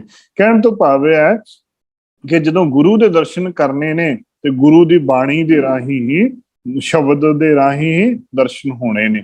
ਤੇ ਦਰਸ਼ਨਾਂ ਦੀ ਗੱਲ ਕਹਿਣ ਲੱਗੇ, ਦਰਸ਼ਨ ਦੇਤ ਦਰਸ਼ਨ ਸਰਵਨ ਹਰ ਜਸ ਅਤੇ ਜਦੋਂ ਕੰਨਾਂ ਦੇ ਰਾਹੀਂ ਗੁਰੂ ਦੀ ਗੱਲ ਜੇਕਰ ਸੁਣ ਰਹੇ ਆ ਤੇ ਗੁਰੂ ਦੇ ਦਰਸ਼ਨ ਹੋ ਰਹੇ ਨੇ। ਰਸਨਾ ਨਾਮ ਉਚਾਰ, ਜਦੋਂ ਜ਼ੁਬਾਨ ਦੇ ਉੱਤੋਂ ਅਸੀਂ ਪਰਮਾਤਮਾ ਦੇ ਬੋਲ ਬੋਲਾਂਗੇ ਤੇ ਗੁਰੂ ਦੇ ਦਰਸ਼ਨ ਹੋ ਜਾਵਣਗੇ। ਅੰਗ ਸੰਗ ਭਗਵਾਨ ਪਰਸਨ ਪ੍ਰਭ ਨਾਨਕ ਪਤਤ ਉਦਾਰ। ਅਤੇ ਜਿੱਥੇ ਵੀ ਪ੍ਰਮਾਤਮਾ ਦੇ ਦਰ ਦੇ ਗੁਰਸਿੱਖਾਂ ਦੇ ਨਾਲ ਉਹ ਅੰਗ ਸੰਗ ਆਪ ਰਹਿਣ ਵਾਲਾ ਹੈ। ਜਿਹੜੇ ਵੀ ਗੁਰੂ ਦੇ ਦਰਸ਼ਨ ਪਰਸਨ ਕਰ ਲੈਂਦਾ ਹੈ, ਭਾਵੇਂ ਕਿ ਕੰਨਾਂ ਦੇ ਨਾਲ ਬਾਣੀ ਸੁਣ ਲੈਂਦਾ ਹੈ, ਜ਼ੁਬਾਨ ਦੇ ਨਾਲ ਬਾਣੀ ਪੜ੍ਹ ਲੈਂਦਾ ਹੈ, ਗੁਰੂ ਦੇ ਦਰਸ਼ਨ ਕਰ ਲੈਂਦਾ ਹੈ, ਅੱਖਾਂ ਦੇ ਨਾਲ ਗੁਰਬਾਣੀ ਵੇਖ ਕੇ ਪੜ੍ਹ ਲੈਂਦਾ ਹੈ, ਉਹ ਗੁਰੂ ਆਪਣੇ ਆਪ ਹੀ ਉਹਨਾਂ ਨੂੰ ਪਤਤ ਨੂੰ ਉਧਾਰ ਕਰ ਦਿੰਦਾ ਹੈ। ਪਾਪੀਆਂ ਤੋਂ ਨੂੰ ਵੀ ਉਹਨਾਂ ਦੇ ਪਾਪ ਜਿਹੜੇ ਨੇ ਉਹ ਦੂਰ ਕਰ ਦਿੰਦਾ ਹੈ। ਉਦੋਂ ਉਰਦ ਅਰਦੰ ਅਗੰ ਓਗ ਹਰਤਾ, ਉਹ ਪ੍ਰਭੂ ਪਰਮਾਤਮਾ ਪਾਪਾਂ ਦੇ ਢੇਰਾਂ ਨੂੰ ਖਤਮ ਕਰ ਦਿੰਦਾ ਆ। ਪਰ ਖਤਮ ਕਦੋਂ ਕਰਦਾ ਹੈ? ਜਦੋਂ ਉਹਨੂੰ ਕਿਸੇ ਨਾ ਕਿਸੇ ਰੂਪ ਦੇ ਵਿੱਚ ਸਪਰਸ਼ ਹੋ ਰਿਹਾ, ਭਾਵ ਕਿ ਚਾਹੇ ਉਹ ਬਾਣੀ ਪੜ੍ਹ ਰਿਹਾ ਹੈ ਤਾਂ ਵੀ ਉਹ ਜ਼ੁਬਾਨ ਦੇ ਰਾਹੀਂ ਉਹ ਸਪਰਸ਼ ਕਰ ਰਿਹਾ ਹੈ, ਬਾਣੀ ਸੁਣ ਰਿਹਾ ਹੈ ਕੰਨਾਂ ਦੇ ਰਾਹੀਂ, ਉਹ ਵੀ ਤਾਂ ਵੀ ਉਹਦੇ ਸਪਰਸ਼ ਹੋ ਰਹੇ ਨੇ, ਅੱਖਾਂ ਦੇ ਦੁਆਰਾ ਬਾਣੀ ਦੇਖ ਰਿਹਾ ਹੈ ਤਾਂ ਵੀ ਗੁਰੂ ਨੂੰ ਸਪਰਸ਼ ਕਰ ਰਿਹਾ ਹੈਗਾ। ਇੱਥੇ ਗੁਰੂ ਦੇ ਦਰ ਦੇ ਉੱਤੇ ਜੇਕਰ ਅਸੀਂ ਸਤਿਗੁਰਾਂ ਨੂੰ ਪੁੱਛ ਕਰੀਏ ਕਿ ਸੱਚੇ ਪਾਤਸ਼ਾਹ ਤੁਹਾਡੇ ਦਰਸ਼ਨ ਕਿਵੇਂ ਹੋਣਗੇ, ਤੇ ਸੱਚੇ ਪਾਤਸ਼ਾਹ ਕਹਿਣਗੇ ਐਸੀ ਕੌਣ ਵਿਦੇ ਦਰਸ਼ਨ ਪਰਸ਼ਨ। ਸੱਚੇ ਪਾਤਸ਼ਾਹ ਸਾਨੂੰ ਇਹੋ ਜਿਹਾ ਕੋਈ ਤਰੀਕਾ ਦੱਸੋ ਕਿ ਤੁਹਾਡੇ ਦਰਸ਼ਨ ਪਰਸ਼ਨ ਸਾਨੂੰ ਹੁੰਦੇ ਹੀ ਰਹਿਣ। ਤੇ ਸੱਚੇ ਪਾਤਸ਼ਾਹ ਕਹਿੰਦੇ ਕਿ ਜੇਕਰ ਵਾਕਿਆ ਹੀ ਤੁਸੀਂ ਦਰਸ਼ਨ ਪਰਸ਼ਨ ਕਰਦੇ ਰਹਿਣਾ ਹੈ ਨਾ, ਤੇ ਦਰਸ਼ਨ ਕਰਨ ਦੇ ਨਾਲ ਹੁੰਦਾ ਕੀ ਹੈ? ਅਤੇ ਰਾਮ ਗੁਰ ਪਾਰਸ ਪਰਸ ਕਰੀਜੈ, ਹਰ ਗੁਣੀ ਮਨੂਰ ਅਤ ਫੀਕੇ, ਮਿਲ ਸਤਿਗੁਰ ਪਾਰਸ ਕੀਜੈ। ਨਾਲੇ ਗੁਰੂ ਦੇ ਦਰਸ਼ਨ ਕਰਨ ਦੇ ਨਾਲ, ਬਾਣੀ ਪੜ੍ਹਨ ਦੇ ਨਾਲ, ਬਾਣੀ ਸੁਣਨ ਦੇ ਨਾਲ, ਬਾਣੀ ਨੂੰ ਜੀਵਨ ਦੇ ਅੰਦਰ ਵਸਾਉਣ ਦੇ ਨਾਲ ਫਿਰ ਕੀ ਹੋਏਗਾ? ਰਾਮ ਗੁਰ ਪਾਰਸ ਪਰਸ ਕਰੀਜੈ। ਅਤੇ ਪ੍ਰਭੂ ਪਰਮਾਤਮਾ ਦੇ ਗੁਰੂ ਦੇ ਜਦੋਂ ਅਸੀਂ ਚਰਨਾਂ ਨੂੰ ਪਰਸ਼ ਲਵਾਂਗੇ, ਬਾਣੀ ਪੜਾਂਗੇ, ਫਿਰ ਗੁਰੂ ਕੀ ਕਰਦਾ?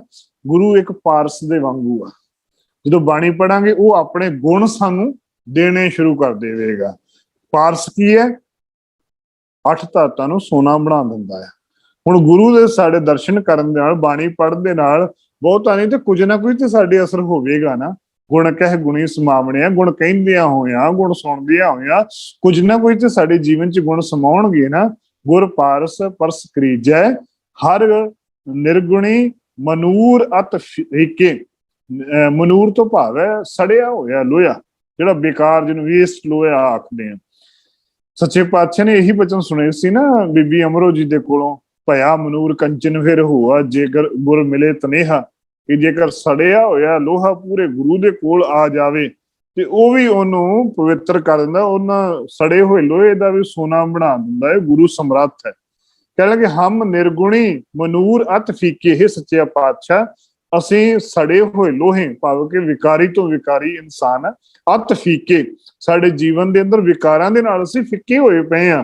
ਮਿਲ ਸਤਿਗੁਰ ਪਾਰਸ ਕੀਜੈ, ਇਹ ਸੱਚੇ ਪਾਤਸ਼ਾਹ ਰਹਿਮਤ ਕਰ, ਪਾਰਸ ਵਰਗਾ ਗੁਰੂ ਤੂੰ ਆਪ ਹੈ, ਸਾਡੇ ਉੱਤੇ ਰਹਿਮਤ ਕਰ, ਸਾਨੂੰ ਫਿੱਕਿਆਂ ਨੂੰ ਮਿੱਠੇ ਬਣਾ ਦੇ, ਸਾਡੇ ਨਿਰਗੁਣਿਆਂ ਦੇ ਵਿੱਚ ਗੁਣ ਆਪ ਭਰ ਦੇ, ਆਪ ਐਸੀ ਬਖਸ਼ਿਸ਼ ਕਰ ਦੇ ਤਾਂ ਕਿ ਸਾਡੇ ਜੀਵਨ ਦੇ ਅੰਦਰ ਇੰਨੀ ਕੁ ਬਖਸ਼ਿਸ਼ ਹੋ ਜਾਵੇ ਕਿ ਅਸੀਂ ਤੇਰੇ ਚਰਨਾਂ ਨਾਲ ਜੁੜ ਕੇ ਆਪਣੇ ਜੀਵਨ ਦੇ ਅੰਦਰੋਂ ਕੁਝ ਲਾਹਾ ਪ੍ਰਾਪਤ ਹੋ ਸਕੇ। ਪਾਰਸ ਪਰਸੀਐ, ਪਾਰਸ ਹੋਏ, ਜੋਤੀ ਜੋਤ ਸਮਾਏ। ਆਂਦੇ ਪਾਰਸ ਨੂੰ ਪਰਸਣ ਲੱਗਿਆ, ਪਾਰਸ ਵਰਗੀ ਹੋਏ, ਜੋਤੀ ਜੋਤ ਪਰਮਾਤਮਾ ਦੀ ਜੋਤ ਦੇ ਵਿੱਚ ਸਮਾ ਸਕਦੇ ਆ। ਜਿਵੇਂ ਕੱਚੋ ਕੰਚਨ ਭਇਓ ਸ਼ਬਦ ਗੁਰੂ ਸਰਵਣ ਸੁਣਿਓ, ਜਦੋਂ ਆਪਣੇ ਜੀਵਨ ਦੇ ਅੰਦਰ ਕੱਚ ਵਰਗਿਆਂ ਨੂੰ ਕੰਚਨ ਬਣਾਉਣ ਵਿੱਚ ਪਰਮਾਤਮਾ ਗੁਰੂ ਆਪ ਸਮਰੱਥ ਹੈ। ਜਦੋਂ ਗੁਰੂ ਦਾ ਅਸੀਂ ਸਪਰਸ਼ ਲੈ ਲੈਂਦੇ ਹਾਂ, ਗੁਰੂ ਨੂੰ ਅਸੀਂ ਹਵਾ ਦੇ ਰੂਪ ਦੇ ਅੰਦਰ ਸਪਰਸ਼ ਲੈ ਲੈਂਦੇ ਹਾਂ, ਭਾਵੇਂ ਕਿ ਬੋਲ ਵੀ ਹਵਾ ਦੇ ਰਾਹੀਂ ਜਾਣ ਰਹੇ ਹੈ, ਕੰਨਾਂ ਦੇ ਰਾਹੀਂ ਵੀ ਸਪਰਸ਼ ਹਵਾ ਦੇ ਰਾਹੀਂ ਜਾ ਰਿਹਾ ਹੈ, ਅੱਖਾਂ ਦੇ ਰਾਹੀਂ ਵੀ ਸਪਰਸ਼ ਹੋ ਰਿਹਾ ਹੈ। ਉਹ ਸਪਰਸ਼ ਦਾ ਹੀ ਵੱਖ-ਵੱਖ ਰੂਪ ਹੈ। ਜਦੋਂ ਅਸੀਂ ਗੁਰੂ ਨੂੰ ਸਪਰਸ਼ ਕਰ ਲਵਾਂਗੇ ਫਿਰ ਸੱਚੇ ਪਾਤਸ਼ਾਹ ਹੈ ਤਿੰਨ ਕਾ ਦਰਸ਼ ਸਪਰਸ਼ ਸੁਖ ਹੋਏ। ਅਤੇ ਗੁਰੂ ਦੇ ਦਰਸ਼ਨ ਕਰਨ ਦੇ ਨਾਲ ਸਾਡੇ ਜੀਵਨ ਦੇ ਅੰਦਰ ਸੁੱਖਾਂ ਦੀ ਪ੍ਰਾਪਤੀ ਹੋਏਗੀ। ਜੀਵਨ ਦੇ ਅੰਦਰ ਸਾਨੂੰ ਸਾਰੀਆਂ ਦਾਤਾਂ ਗੁਰੂ ਆਪਣੇ ਦਰੋਂ ਘਰੋਂ ਆਪ ਦਵੇਗਾ। ਪਾਰਸ ਪਰਸ ਪਰਮ ਪਦ ਪਾਵੇ।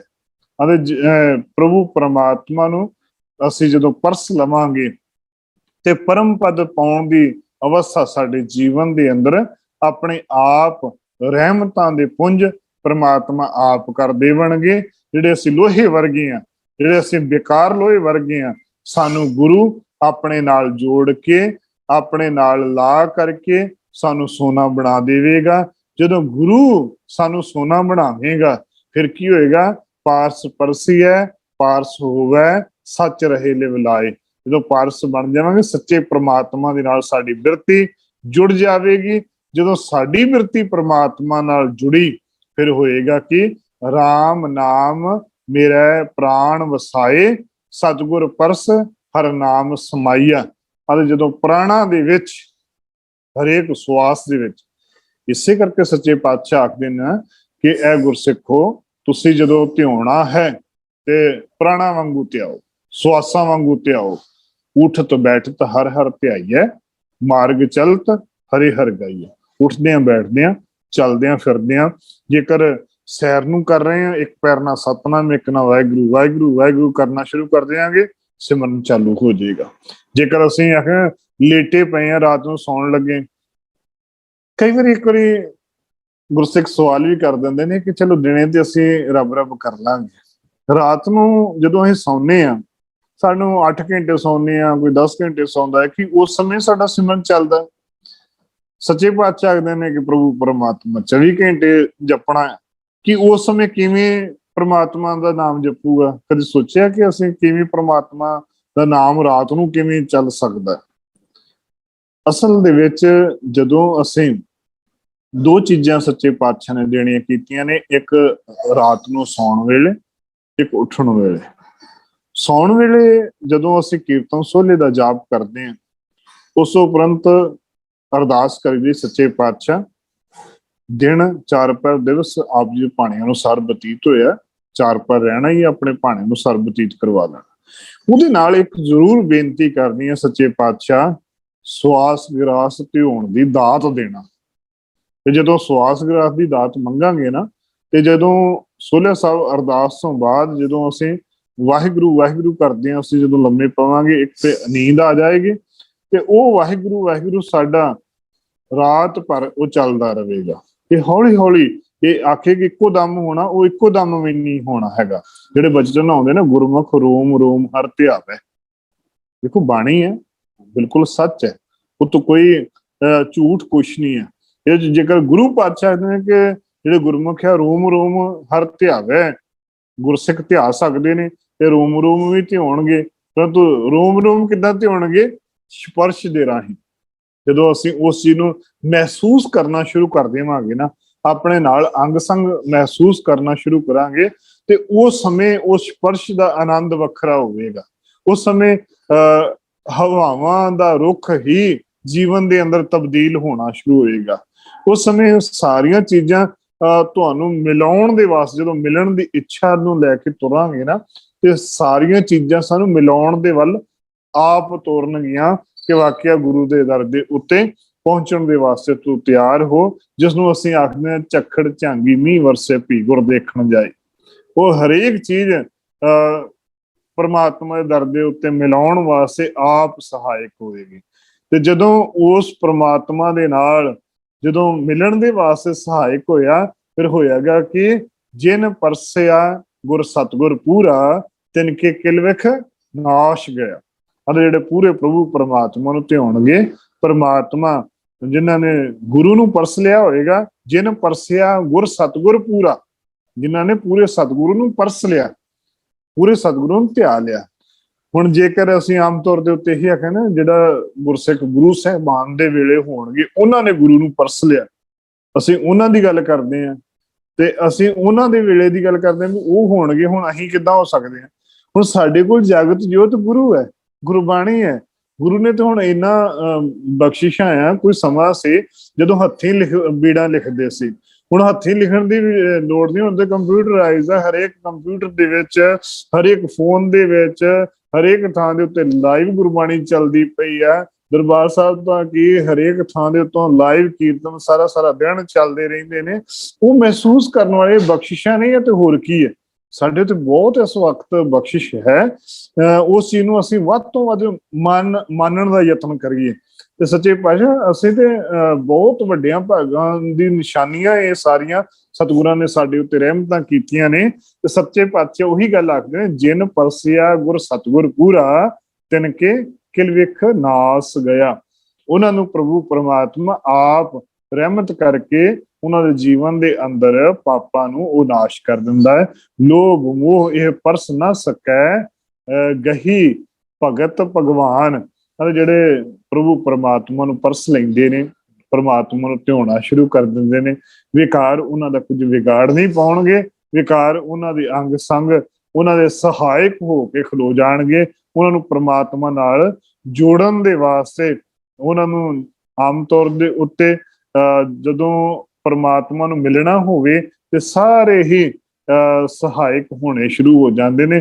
ਜਦੋਂ ਪਰਮਾਤਮਾ ਨੂੰ ਦਰਸ਼ਨਾਂ ਨੂੰ ਕਰ ਲਵਾਂਗੇ, ਗੁਰੂ ਪਾਤਸ਼ਾਹ ਕਹਿੰਦੇ ਦਰਸ਼ਨ ਪਰਸੇ ਹੈ ਗੁਰੂ ਕੇ 68 ਮੱਜਨ ਹੋਏ।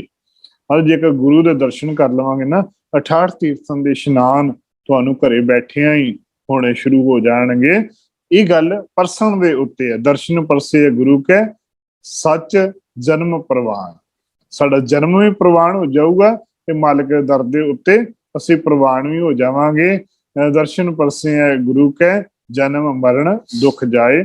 ਜਨਮ ਮਰਨ ਦੇ ਦੁੱਖ ਵੀ ਸਾਡੇ ਜੀਵਨ ਦੇ ਅੰਦਰੋਂ ਦੂਰ ਹੋ ਜਾਣਗੇ ਜਦੋਂ ਗੁਰੂ ਦੇ ਦਰਸ਼ਨ ਪਰਸ ਲਵਾਂਗੇ, ਕਰ ਲਵਾਂਗੇ। ਪਰਸਿਓ ਗੁਰੂ ਸਤਿਗੁਰ ਤਿਲਕ ਸਰਬ ਇੱਛ ਤਿਨ ਪਰਸ ਪਾਇਓ। ਜਦੋਂ ਸਤਿਗੁਰਾਂ ਦੇ ਚਰਣਾ ਕਮਲਾਂ ਨੂੰ ਧਿਆ ਲਵਾਂਗੇ, ਗੁਰਬਾਣੀ ਨੂੰ ਧਿਆ ਲਵਾਂਗੇ, ਸਤਿਗੁਰਾਂ ਦੇ ਦਰ ਘਰ ਦੇ ਅੰਦਰੋਂ ਇੱਕ ਤਿਲਕ ਤੋਂ ਭਾਵ ਬਖਸ਼ਿਸ਼ ਪ੍ਰਾਪਤੀ ਹੋ ਜੂਗੀ। ਹਰੇਕ ਸ਼੍ਰੋਮਣੀ ਮਨੋਕਾਮਨਾਵਾਂ ਪੂਰੀਆਂ ਪ੍ਰਾਪਤ ਹੋ ਜਾਣਗੀਆਂ। ਜਦੋਂ ਗੁਰੂ ਦੇ ਦਰੋਂ ਘਰੋਂ ਸਾਰੀਆਂ ਬਖਸ਼ਿਸ਼ਾਂ ਪ੍ਰਾਪਤ ਹੋਈਆਂ ਤੇ ਫਿਰ ਹੋਏਗਾ ਕਿ ਪਾਰਸ ਪਰਸੇ ਹੈ ਪਰਸ ਗੁਰੂ ਗੁਰ ਕਹਾਇਓ। ਪਾਰਸ ਨੂੰ ਪਰਸਦਿਆਂ ਹੋਇਆਂ, ਪਰਮਾਤਮਾ ਦੇ ਗੁਣ ਗਾਉਂਦਿਆਂ ਹੋਇਆਂ, ਗੁਣ ਕਹਿ ਗੁਣੀ ਸਮਾਵਣੇ, ਗੁਣ ਕਹਿੰਦਿਆਂ ਹੋਇਆਂ, ਗੁਣਾਂ ਨੂੰ ਗਾਇਨ ਕਰਦਿਆਂ ਹੋਇਆਂ, ਗੁਣਾਂ ਨੂੰ ਆਪਣੇ ਜੀਵਨ ਦੇ ਅੰਦਰ ਕਮਾਉਂਦਿਆਂ ਹੋਇਆਂ ਉਹਦੇ ਨਾਲ ਅਸੀਂ ਮਿਲਣਾ ਸ਼ੁਰੂ ਕਰ ਦਿਆਂਗੇ। ਜਦੋਂ ਗੁਣਾਂ ਦੇ ਨਾਲ ਅਸੀਂ ਮਿਲਣਾ ਸ਼ੁਰੂ ਕਰ ਦੇਵਾਂਗੇ, ਗੁਰੂ ਦੇ ਬਚਨਾਂ ਦੇ ਨਾਲ ਅਸੀਂ ਆਪਣੇ ਆਪ ਨੂੰ ਕਮਾਉਣਾ ਸ਼ੁਰੂ ਕਰ ਦੇਵਾਂਗੇ ਤੇ ਉਹ ਦੇਖੋ ਆਮ ਇਨਸਾਨ ਵੀ ਉਹ ਖਾਸ ਬਣ ਜਾਂਦਾ। ਜਦੋਂ ਅਸੀਂ ਗੁਰੂ ਦੀ ਗੱਲ ਕਰਦੇ ਹਾਂ, ਛੇਵੇਂ ਪਾਤਸ਼ਾਹ ਨੂੰ ਪੁੱਛ ਕੀਤੀ ਸੀ ਕਿ ਸੱਚੇ ਪਾਤਸ਼ਾਹ ਗੁਰੂ ਦੇ ਕਿਹਨੂੰ ਆਖਿਆ ਜਾਂਦਾ, ਤੇ ਸੱਚੇ ਪਾਤਸ਼ਾਹ ਨੇ ਗੁਰੂ ਦੀਆਂ 4 ਨਿਸ਼ਾਨੀਆਂ ਦੱਸੀਆਂ ਸੀ। ਪਹਿਲਾ ਗੁਰੂ ਹੈ ਭ੍ਰਿੰਗੀ ਗੁਰੂ। ਭ੍ਰਿੰਗੀ ਤੋਂ ਭਾਵ ਹੈ ਇੱਕ ਐਸਾ ਜੀਵ ਹੈ ਜੋ ਕਿ ਮੱਕੜੀ ਵਰਗਾ ਹੋਇਆ ਕਰਦਾ ਹੈ। ਉਹ ਖਾਸ ਕਿਸਮ ਦੇ ਕੀੜੇ ਫੜਦਾ ਹੈ, ਉਹਨਾਂ ਦੇ ਕੰਨਾਂ ਦੇ ਵਿੱਚ ਆਵਾਜ਼ ਪਾਉਂਦਾ ਹੈ। ਜਿਹੋ ਜੀ ਉਹਨਾਂ ਦੇ ਕੰਨਾਂ 'ਚ ਆਵਾਜ਼ ਪਾਉਂਦਾ ਹੈ, ਉਹ ਉਹੋ ਜੀ ਬੋਲੀ ਬੋਲਣੀ ਸ਼ੁਰੂ ਕਰ ਦਿੰਦੇ ਨੇ। ਬਸ ਇਸੇ ਤਰੀਕੇ ਨਾਲ ਕੁਝ ਖਾਸ ਕਿਸਮ ਦੇ ਗੁਰੂ ਵੀ ਹੁੰਦੇ ਨੇ ਦੁਨੀਆਦਾਰੀ ਦੇ ਵਿੱਚ। ਉਹ ਖਾਸ ਲੋਕਾਂ ਨੂੰ ਫੜਦੇ ਆ, ਉਹਨਾਂ ਲੋਕਾਂ ਨੂੰ ਆਖਦੇ ਨੇ ਕਿ ਕੰਨਾ ਮੰਨਾ ਕੁਰ, ਤੂੰ ਮੇਰਾ ਚੇਲਾ ਤੇ ਮੈਂ ਤੇਰਾ ਗੁਰੂ, ਇਸ ਤੋਂ ਦਾਇਰੇ ਤੋਂ ਤੂੰ ਬਾਹਰ ਨਹੀਂ ਨਿਕਲਣਾ। ਜੋ ਮੈਂ ਤੈਨੂੰ ਆਖ ਰਿਹਾ ਬਸ ਉਹੀ ਸੱਚ ਹੈ, ਹੋਰ ਕੁਝ ਸੱਚ ਨਹੀਂ, ਬਾਕੀ ਸਾਰਾ ਕੁਝ ਝੂਠ ਹੈ। ਉਹ ਇਸੇ ਦਾਇਰੇ ਦੇ ਉੱਤੇ ਹੀ ਉਹ ਇੰਨੇ ਕੁ ਸੀਮਤ ਦਾਇਰੇ ਦੇ ਵਿੱਚ ਰਹਿੰਦੇ ਨੇ। ਦੂਸਰਾ ਗੁਰੂ ਦੀ ਨਿਸ਼ਾਨੀ ਦੱਸੀ ਹੈ, ਉਹ ਹੈ ਪਾਰਸ ਗੁਰੂ। ਪਾਰਸ ਤੋਂ ਭਾਵ ਹੈ ਇੱਕ ਐਸਾ ਪੱਥਰ ਮੰਨਿਆ ਜਾਂਦਾ ਹੈ ਜੋ ਕਿ 8 ਧਾਤਾਂ ਨੂੰ ਸੋਨਾ ਬਣਾ ਦਿੰਦਾ ਹੈ। ਉਹ ਹੋਰ ਕਿਸੇ ਨੂੰ ਆਪਣੇ ਵਰਗਾ ਨਹੀਂ ਬਣਾਉਂਦਾ, ਕਿਸੇ ਧਾਤ ਨੂੰ ਆਪਣੇ ਵਰਗਾ ਨਹੀਂ ਬਣਾਉਂਦਾ, ਕੇਵਲ ਤੇ ਕੇਵਲ 8 ਧਾਤਾਂ ਨੂੰ ਸੋਨਾ ਬਣਾ ਦਿੰਦਾ ਹੈ। ਇਹੀ ਉਹਦੀ ਸਮਰੱਥਾ ਹੈ। ਉਸੇ ਤਰੀਕੇ ਦੇ ਨਾਲ ਕੁਝ ਦੁਨੀਆਦਾਰੀ ਦੇ ਗੁਰੂ ਜਿਹੜੇ ਨੇ ਉਹ ਆਪਣੇ ਵਰਗੇ ਬਣਾ ਨਹੀਂ ਸਕਦੇ ਕਿਸੇ ਨੂੰ, ਲੇਕਿਨ ਕੁਝ ਕੁ ਲੋਕਾਂ ਨੂੰ ਗੁਣਵਾਨ ਜ਼ਰੂਰ ਕਰ ਦਿੰਦੇ ਨੇ। ਉਹਨਾਂ ਦੀ ਇਹ ਖਾਸੀਅਤ ਹੈ, ਉਹ ਕਿਸੇ ਨੂੰ ਆਪਣੇ ਵਰਗਾ ਨਹੀਂ ਬਣਾ ਸਕਦੇ, ਆਪਣੇ ਉਹਦੇ ਵਿੱਚ ਗੁਣ ਜ਼ਰੂਰ ਉਹਨਾਂ ਦੇ ਵਿੱਚ ਭਰ ਦਿੰਦੇ ਨੇ। ਔਰ ਉਹਨਾਂ ਦੇ ਵਿੱਚ ਜਦੋਂ ਗੁਣ ਭਰਦੇ ਨੇ ਤੇ ਉਹ ਉਹਨਾਂ ਦੇ ਗੁਣਾਂ ਨੂੰ ਹੀ ਉਹ ਗਾਇਨ ਕਰਦੇ ਨੇ, ਉਹ ਇੱਕ ਦਾਇਰਾ ਬਣ ਜਾਂਦਾ। ਤੀਸਰੀ ਕਿਸਮ ਦਾ ਜਿਹੜਾ ਗੁਰੂ ਹੈ ਉਹ ਹੈ ਚੰਦਨ ਗੁਰੂ। ਚੰਦਨ ਇੱਕ ਐਸਾ ਦਰਖਤ ਹੈ ਜੇ ਆਲੇ ਦੁਆਲੇ ਦੇ ਦਰਖਤਾਂ ਦੇ ਵਿੱਚ ਵੀ ਚੰਦਨ ਵਰਗੀ ਸੁਗੰਧੀ ਭਰ ਦਿੰਦਾ ਹੈ, ਲੇਕਿਨ ਆਪਣੇ ਵਰਗਾ ਗੁਰੂ ਉਹ ਕਿਸੇ ਆਪਣੇ ਵਰਗਾ ਚੰਦਨ ਵਰਗਾ ਬੂਟਾ ਕਿਸੇ ਹੋਰ ਨੂੰ ਨਹੀਂ ਉਹ ਬਣਾ ਸਕਦਾ। ਬਸ ਉਸੇ ਤਰੀਕੇ ਦੇ ਨਾਲ ਦੁਨੀਆਦਾਰੀ ਦੇ ਕੁਝ ਗੁਰੂ ਐਸੇ ਨੇ, ਉਹ ਦੂਜਿਆਂ ਦੇ ਵਿੱਚ ਗੁਣ ਜ਼ਰੂਰ ਭਰ ਦਿੰਦੇ ਨੇ, ਸੁਗੰਧੀ ਜ਼ਰੂਰ ਲਿਆ ਦਿੰਦੇ ਨੇ। ਉਦਾਹਰਨ ਦੇ ਵਜੋਂ ਜਿਵੇਂ ਗੋਰਖਨਾਥ ਨੇ ਆਪਣੇ ਨਾਲ ਦੇ ਜੋਗੀਆਂ ਦੇ ਵਿੱਚ ਗੁਣ ਜ਼ਰੂਰ ਭਰ ਦਿੱਤੇ, ਲੇਕਿਨ ਆਪਣੇ ਵਰਗਾ ਜੋਗੀ ਕਿਸੇ ਨੂੰ ਨਹੀਂ ਬਣਾ ਕੇ ਗਿਆ। ਬਸ ਉਸੇ ਤਰੀਕੇ ਨਾਲ ਇਸ ਨੂੰ ਚੰਦਨ ਗੁਰੂ ਆਖਿਆ ਜਾਂਦਾ ਹੈ। ਔਰ ਜਿਹੜਾ ਚੌਥੀ ਪ੍ਰਕਾਰ ਦਾ ਗੁਰੂ ਹੈ ਉਹ ਹੈ ਦੀਪਕ ਗੁਰੂ। ਦੀਪਕ ਗੁਰੂ ਤੋਂ ਭਾਵ ਹੈ ਦੀਵਾ, ਜਿਹੜਾ ਜਗਦਾ ਹੋਇਆ ਦੀਵਾ। ਜਗਦੇ ਹੋਏ ਦੀਵੇ ਦੇ ਗੁਣ ਆ, ਉਹ ਹਨੇਰੇ ਦੇ ਵਿੱਚ ਰੋਸ਼ਨੀ ਕਰ ਦਿੰਦਾ ਹੈ। ਉਹਦੇ ਨਾਲ ਬੇਸ਼ੱਕ ਲੱਖਾਂ ਦੀਵੇ ਹੋਣ, ਇੱਕ ਦੀਵੇ ਦੇ ਨਾਲ ਜਿਹੜਾ ਵੀ ਦੀਵਾ ਜੁੜਦਾ ਜਾਵੇਗਾ, ਜਗਦੇ ਹੋਏ ਦੀਵੇ ਦੇ ਨਾਲ, ਦੀਵੇ ਵਿੱਚ ਤੇਲ ਹੋਵੇ, ਵੱਟੀ ਹੋਵੇ, ਤੇ ਉਹਦੇ ਨਾਲ ਜਗਾਵਾਂਗੇ, ਉਹ ਜਗਦਾ ਜਾਵੇਗਾ। ਲੱਖਾਂ ਦੀਵੇ ਜਗਾ ਸਕਦੇ ਇੱਕ ਦੀਵੇ ਦੇ ਉੱਤੋਂ। ਆਪਣੇ ਵਰਗੀ ਲੋ ਉਹ ਦੂਜੇ ਦੀਵੇ ਨੂੰ ਵੀ ਦੇਈ ਜਾਏਗਾ। ਉਹ ਹੈ ਸ਼ਬਦ ਗੁਰੂ, ਉਹ ਹੈ ਗੁਰੂ। ਉਹ ਆਪਣੇ ਵਰਗੀ ਜਿਹੜੇ ਵੀ ਅਸੀਂ ਗੁਰਬਾਣੀ ਨੂੰ ਧਿਆਨ ਲਵਾਂਗੇ, ਗੁਰੂ ਵਰਗੇ ਹੋ ਜਾਵਾਂਗੇ। ਗੁਣ ਪਹਿਲਾਂ ਆਉਣਗੇ, ਗੁਣ ਆਣ ਕੇ ਗੁਣ ਮਹਿ ਗੁਣੀ ਸਮਾਵਣਿਆ, ਗੁਣ ਕਹਿ ਗੁਣੀ ਸਮਾਵਣਿਆ। ਗੁਣ ਕਹਿੰਦਿਆਂ ਕਹਿੰਦਿਆਂ ਗੁਣ ਜੀਵਨ ਦੇ ਵਿੱਚ ਸਮਾ ਜਾਣਗੇ। ਦੇਖੋ, ਸਤ, ਸੰਤੋਖ, ਦਇਆ, ਧਰਮ, ਧੀਰਜ, ਸੱਚੇ ਪਾਤਸ਼ਾਹ ਇਹ ਗੁਣਾਂ ਦੀ ਦੱਸਦੇ ਨੇ, ਸਮਝਾਉਂਦੇ ਨੇ, ਆ ਏਦਾਂ ਨਹੀਂ, ਏਦਾਂ ਕਰਨਾ, ਏਦਾਂ ਨਹੀਂ, ਏਦਾਂ ਕਰਨਾ। ਉਹ ਉਸੇ ਤਰੀਕੇ ਨਾਲ ਜਦੋਂ ਅਸੀਂ ਉਹਦੇ ਨਾਲ ਤੁਰਨਾ ਸ਼ੁਰੂ ਕਰ ਦੇਵਾਂਗੇ, ਉਹਨੂੰ ਕਮਾਉਣਾ ਸ਼ੁਰੂ ਕਰ ਦੇਵਾਂਗੇ, ਅਸੀਂ ਉਹਦੇ ਵਰਗੇ ਸਾਡੇ ਜੀਵਨ ਦੇ ਅੰਦਰ ਉਹ ਗਿਆਨ, ਉਹ ਸੋਝੀ, ਉਹ ਪ੍ਰਮਾਤਮਾ ਦੀ ਬਖਸ਼ਿਸ਼, ਉਹ ਗਿਆਨ ਦੇ ਰੂਪ ਦੇ ਵਿੱਚੋਂ ਆਉਣੇ ਸ਼ੁਰੂ ਹੋ ਜਾਏਗੀ। ਸੱਚੇ ਪਾਤਸ਼ਾਹ ਬਚਨ ਕਰਦੇ ਆ, ਰੋਜ਼ ਅਸੀਂ ਆਸਾ ਦੀ ਬਾਤ ਦੇ ਅੰਦਰ ਪੜ੍ਹਦੇ ਸੁਣਦੇ ਆ ਕਿ ਜੇ 100 ਚੰਦਾ ਉਗਵੈ, ਸੂਰਜ ਚੜੇ ਹਜ਼ਾਰ, ਏਤੇ ਚਾਨਣ ਹੁੰਦੇ ਆ, ਗੁਰ ਬਿਨ ਘੋਰ ਅੰਧਾਰ। ਗੁਰੂ ਤੋਂ ਬਗੈਰ ਬੇਸ਼ੱਕ ਹਜ਼ਾਰਾਂ ਸੂਰਜ ਚੰਦਰਮਾ ਚੜ ਜਾਣ, ਲੇਕਿਨ ਅਗਿਆਨਤਾ ਦਾ ਜਿਹੜਾ ਸਾਡੇ ਜੀਵਨ ਦੇ ਅੰਦਰ ਅਗਿਆਨਤਾ ਦਾ ਹਨੇਰਾ ਹੈ, ਇਹਨੂੰ ਉਹ ਦੂਰ ਨਹੀਂ ਕਰ ਸਕਦੇ। ਅੰਧੇਰੇ ਵੀ ਜਿਹੜੇ ਆਉਂਦੇ ਨੇ, ਇਹ ਵੀ 3 ਪ੍ਰਕਾਰ ਦੇ ਨੇ। ਇੱਕ ਅੰਧੇਰਾ ਹੈ ਰਾਤ ਦਾ ਹਨੇਰਾ, ਉਹ ਕਾਲਾ ਹਨੇਰਾ ਹੈ। ਇੱਕ ਹੈਗਾ ਆ ਧੁੰਦ ਦਾ ਹਨੇਰਾ, ਉਹ ਹਨੇਰਾ ਜਿਹੜਾ ਨਾ, ਕਾਲੇ ਹਨੇਰੇ, ਜਿਹੜਾ ਰਾਤ ਦਾ ਹਨੇਰਾ ਲਾਈਟ ਦੇ ਨਾਲ ਦੂਰ ਹੋ ਜਾਏਗਾ, ਲੇਕਿਨ ਧੁੰਦ ਦਾ ਜਿਹੜਾ ਹਨੇਰਾ ਹੈ ਉਹ ਇੰਨਾ ਖਤਰਨਾਕ, ਉਹ ਲਾਈਟ ਦੇ ਨਾਲ ਵੀ ਨਹੀਂ ਜਾਂਦਾ, ਉਹ ਤਾਪ ਦੇ ਨਾਲ, ਸੂਰਜ ਦਾ ਤਾਪ ਚੜ੍ਹਦਾ ਆ, ਉਹਦੇ ਨਾਲ ਹੀ ਉਹ ਦੂਰ ਹੁੰਦਾ ਹੈ। ਲੇਕਿਨ ਜਿਹੜਾ ਤੀਸਰੀ ਪ੍ਰਕਾਰ ਦਾ ਹਨੇਰਾ ਹੈ, ਉਹ ਅਗਿਆਨਤਾ ਦਾ ਹਨੇਰਾ ਹੈ। ਉਹ ਨਾ ਲਾਈਟ ਨਾਲ ਜਗਦਾ ਜਾਂਦਾ ਹੈ, ਨਾ ਸੂਰਜ ਦੀ ਤਾਪ ਨਾਲ ਜਾਂਦਾ ਹੈ, ਉਹ ਜਾਂਦਾ ਹੈ ਤੇ ਕੇਵਲ ਗਿਆਨ ਦੇ ਨਾਲ, ਉਹ ਗੁਰੂ ਦੇ ਬਖਸ਼ਿਸ਼ ਦੇ ਨਾਲ। ਜੇ 100 ਚੰਦਾ ਉਗਵੈ, ਸੂਰਜ ਚੜੇ ਹਜ਼ਾਰ, ਏਤੇ ਚਾਨਣ ਹੁੰਦੇ ਆ, ਗੁਰ ਬਿਨ ਘੋਰ ਅੰਧਾਰ। ਤੇ ਨਾਲ ਹੀ ਗੱਲ ਕਹਿੰਦੇ ਨੇ ਕਿ ਗੁਰੂ ਕਿਹੜਾ? ਗੁਰੂ ਬਾਣੀ, ਗੁਰੂ ਹੈ ਬਾਣੀ, ਵਿੱਚ ਬਾਣੀ ਅੰਮ੍ਰਿਤ ਸਾਰੇ। ਗੁਰੂ ਬਾਣੀ ਕਹੈ ਸੇਵਕ ਜਨ ਮਾਨੈ, ਪ੍ਰਤੱਖ ਗੁਰੂ ਨਿਸਤਾਰੇ। ਪ੍ਰਤੱਖ ਗੁਰੂ ਹੈ ਗੁਰੂ ਬਾਣੀ ਸਾਡੇ ਕੋਲ, ਸਾਨੂੰ ਥਾਂ ਥਾਂ ਦੇ ਉੱਤੇ ਭਟਕਣ ਦੀ ਲੋੜ ਨਹੀਂ। ਗੁਰੂ ਰਾਮਦਾਸ ਨੇ, ਗੁਰੂ ਅਰਜਨ ਦੇਵ ਜੀ ਮਹਾਰਾਜ ਜੀ ਨੇ, ਗੁਰੂ ਸਾਹਿਬਾਨਾਂ ਨੇ ਬੜੀ ਕਿਰਪਾ ਕੀਤੀ ਹੈ। ਗੁਰੂ ਸਾਹਿਬਾਨਾਂ ਸਾਡੇ ਤੇ ਤਰੁੱਠ ਕੇ ਰਹਿਮਤ ਕੀਤੀ ਹੈ ਕਿ ਇਹਨਾਂ ਨੂੰ, ਗੁਰਸਿੱਖਾਂ ਨੂੰ, ਕਿਸੇ ਦੇ ਹੋਰ ਦੇ ਵੱਲ ਜਾਣਾ ਹੀ ਨਾ ਪਵੇ। ਤੁਹਾਨੂੰ ਮੈਂ ਇੱਕ ਐਸਾ ਸਮੁੰਦਰ ਦੇ ਵਿੱਚੋਂ ਕੁੱਜਾ ਭਰ ਕੇ ਸਾਡੀ ਝੋਲੀ 'ਚ ਪਾ ਦਿੱਤਾ ਹੈ। 35 ਮਹਾਂਪੁਰਖਾਂ ਨੇ ਇੱਕ ਬੋਲ ਉਹਨਾਂ ਦਾ ਇਕੱਠਾ ਕਰਕੇ, ਉਹ ਬੋਲ ਜਿਹੜਾ ਪ੍ਰਮਾਤਮਾ ਨਾਲ ਮਿਲ ਕੇ ਉਹਨਾਂ ਨੇ ਪ੍ਰਮਾਤਮਾ ਦੇ ਨਾਲ ਇਲਹਾਮ ਕਰਕੇ ਗਾਇਆ, ਮੁਖਾਰਬਿੰਦ ਤੋਂ ਬਚਨ ਕਹਿ ਕੇ ਗਾਇਆ, ਉਹਨਾਂ ਨੂੰ ਬਿਆਨ ਕਰਕੇ ਕਿੱਥੋਂ ਗੁਰੂ ਨਾਨਕ ਸਾਹਿਬ ਨੇ ਇੱਕ ਬਾਣੀ ਇਕੱਠੀ ਕੀਤੀ। ਕਿੱਥੇ ਬਾਬਾ ਸ਼ੇਖ ਫਰੀਦ ਜੀ ਦੇ ਕੋਲੋਂ, ਕਿੱਥੇ ਹਰਿਦੁਆਰ ਦੀ ਧਰਤੀ ਦੇ ਭਗਤ ਕਬੀਰ ਜੀ ਹੋਰਾਂ ਦੇ ਕੋਲੋਂ, ਕਿੱਥੇ ਜਾ ਕੇ ਭਗਤ ਨਾਮਦੇਵ ਜੀ ਹੋਰਾਂ ਕੋਲ, ਸਾਰਿਆਂ ਕੋਲ, ਕਿਤੇ ਭਗਤ ਧੰਨਾ ਜੀ ਕੋਲ ਜਾ ਕੇ ਰਾਜਸਥਾਨ ਦੇ ਵਿੱਚੋਂ ਬਾਣੀ ਇਕੱਠੀ ਕੀਤੀ। ਵੱਖ-ਵੱਖ ਥਾਵਾਂ ਦੇ ਉੱਤੇ ਜਿੱਥੇ ਗਏ, ਉੱਥੋਂ ਬਾਣੀ ਇਕੱਠੀ ਕਰਕੇ ਸਾਡੀ ਝੋਲੀ 'ਚ ਪਾਈ। ਅਸੀਂ ਗੁਰੂ ਨਾਨਕ ਦੇ ਜਾਂ ਗੁਰੂ ਸਾਹਿਬਾਨਾਂ ਦੇ ਇੰਨੇ ਸਾਨੂੰ ਸ਼ੁਕਰਗੁਜ਼ਾਰ ਹੋਣਾ ਚਾਹੀਦਾ ਹੈ ਕਿ ਸਾਨੂੰ ਇੱਕ ਐਸਾ ਲਾਹਾ ਦਿੱਤਾ, ਜਿਸ ਲਾਹੇ ਤੋਂ ਅਸੀਂ ਬਹੁਤ ਹੀ ਇੰਨੇ ਜੋਗੇ ਨਹੀਂ ਸੀ, ਲੇਕਿਨ ਜਿਹੜੀ ਦਾਤ ਸਾਨੂੰ ਪਰਮਾਤਮਾ ਨੇ ਸਿੱਧੇ ਰਸਤੇ ਵਿੱਚ ਪਾਉਣ ਵਾਸਤੇ ਦੇਣਾ ਕੀਤੀ ਹੈ। ਤਾਂ ਸੱਚੇ ਪਾਤਸ਼ਾਹ ਰਹਿਮਤ ਕਰੇ, ਉਹ ਦਾਤ ਨੂੰ ਅਸੀਂ ਮੰਨਣ ਜੋਗੇ ਹੋ ਜਾਈਏ। ਉਸ ਦਾਤ ਨੂੰ, ਹਿਰਦੇ ਦਾ ਘੜਾ, ਹਿਰਦੇ ਦਾ ਬਰਤਨ ਅਸੀਂ ਸਾਫ਼ ਕਰ ਸਕੀਏ ਤੇ ਉਸ ਦਾਤ ਨੂੰ ਇਸ ਹਿਰਦੇ ਦੇ ਵਿੱਚ ਪਵਾ ਲਈਏ, ਤਾਂ ਕਿ ਉਸ ਚੀਜ਼ ਦੇ ਗੁਣਾਂ ਨੂੰ, ਉਸ ਚੀਜ਼ ਦੇ ਸਪਰਸ਼ ਨੂੰ ਮਾਣ ਸਕੀਏ, ਦਰਸ਼ਨ ਪਰਸ ਸਕੀਏ। ਜੇਕਰ ਗੁਰੂ ਦੇ ਦਰਸ਼ਨ ਪਰਸ ਸਕਣਗੇ ਤੇ ਤਾਂ ਹੀ ਗੁਰੂ ਦੇ ਪਾਰਸ ਗੁਰੂ ਕਹਾਇਓ। ਗੁਰੂ ਦੇ ਨਾਲ ਗੁਰੂ ਵਰਗੇ ਹੀ ਕਹਾਇਆ ਜਾ ਸਕਣਾ, ਪਰ ਹੋਣਾ ਉਦੋਂ ਹੀ ਆ ਜਦੋਂ ਗੁਰੂ ਤੁਰਠ ਗਿਆ, ਗੁਰੂ ਨੇ ਰਹਿਮਤ ਕੀਤੀ, ਗੁਰੂ ਨੇ ਰਹਿਮਤ ਕੀਤੀ ਤੇ ਤਾਂ ਜਾ ਕੇ ਸਾਡੇ ਜੀਵਨ ਦੇ ਅੰਦਰ ਇਹ ਸਾਰੀਆਂ ਬਖਸ਼ਿਸ਼ਾਂ ਆਉਣਗੀਆਂ। ਸੱਚੇ ਪਾਤਸ਼ਾਹ ਰਹਿਮਤ ਕਰਨ ਕਿਤੇ ਇਹੋ ਜਿਹੀਆਂ ਬਖਸ਼ਿਸ਼ਾਂ ਸਾਡੇ ਜੀਵਨ ਦੇ ਅੰਦਰ ਆ ਸਕਣ।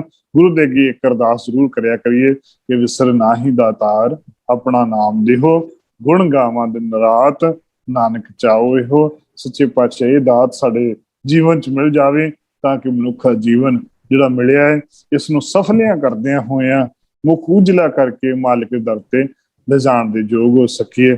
ਸੋ ਇੰਨੀਆਂ ਬੇਨਤੀਆਂ ਕਰਦਿਆਂ ਹੋਇਆਂ ਇਹਨਾਂ ਦੋਹਾਂ ਵਿਸ਼ਿਆਂ ਦੇ ਉੱਤੇ ਵਿਚਾਰ ਕੀਤੀ ਹੈ, ਹਵਾ ਤੇ ਹਵਾ ਦਾ ਸਪਰਸ਼ ਦੇ ਸਪਰਸ਼ ਦੇ ਰਾਹੀਂ ਕਿਵੇਂ ਅਸੀਂ ਪ੍ਰਮਾਤਮਾ ਦੇ ਨਾਲ ਮਿਲ ਸਕਣਾ ਹੈ। ਸੱਚੇ ਪਾਤਸ਼ਾਹ ਰਹਿਮਤ ਕਰਨ। ਗੁਰਬਾਣੀ ਦੀ ਵਿਚਾਰ ਕਰਦਿਆਂ ਬੇਅੰਤ ਭੁੱਲਾਂ ਚੁੱਕਾਂ ਹੁੰਦੀਆਂ ਨੇ, ਗੁਰੂ ਤੇ ਸੰਗਤ ਬਖਸ਼ਣ ਯੋਗ ਹੈ। ਭੁੱਲ ਚੁੱਕ ਦੀ ਖਿਮਾ। ਵਾਹਿਗੁਰੂ ਜੀ ਕਾ ਖਾਲਸਾ, ਵਾਹਿਗੁਰੂ ਜੀ ਕੀ ਫਤਿਹ।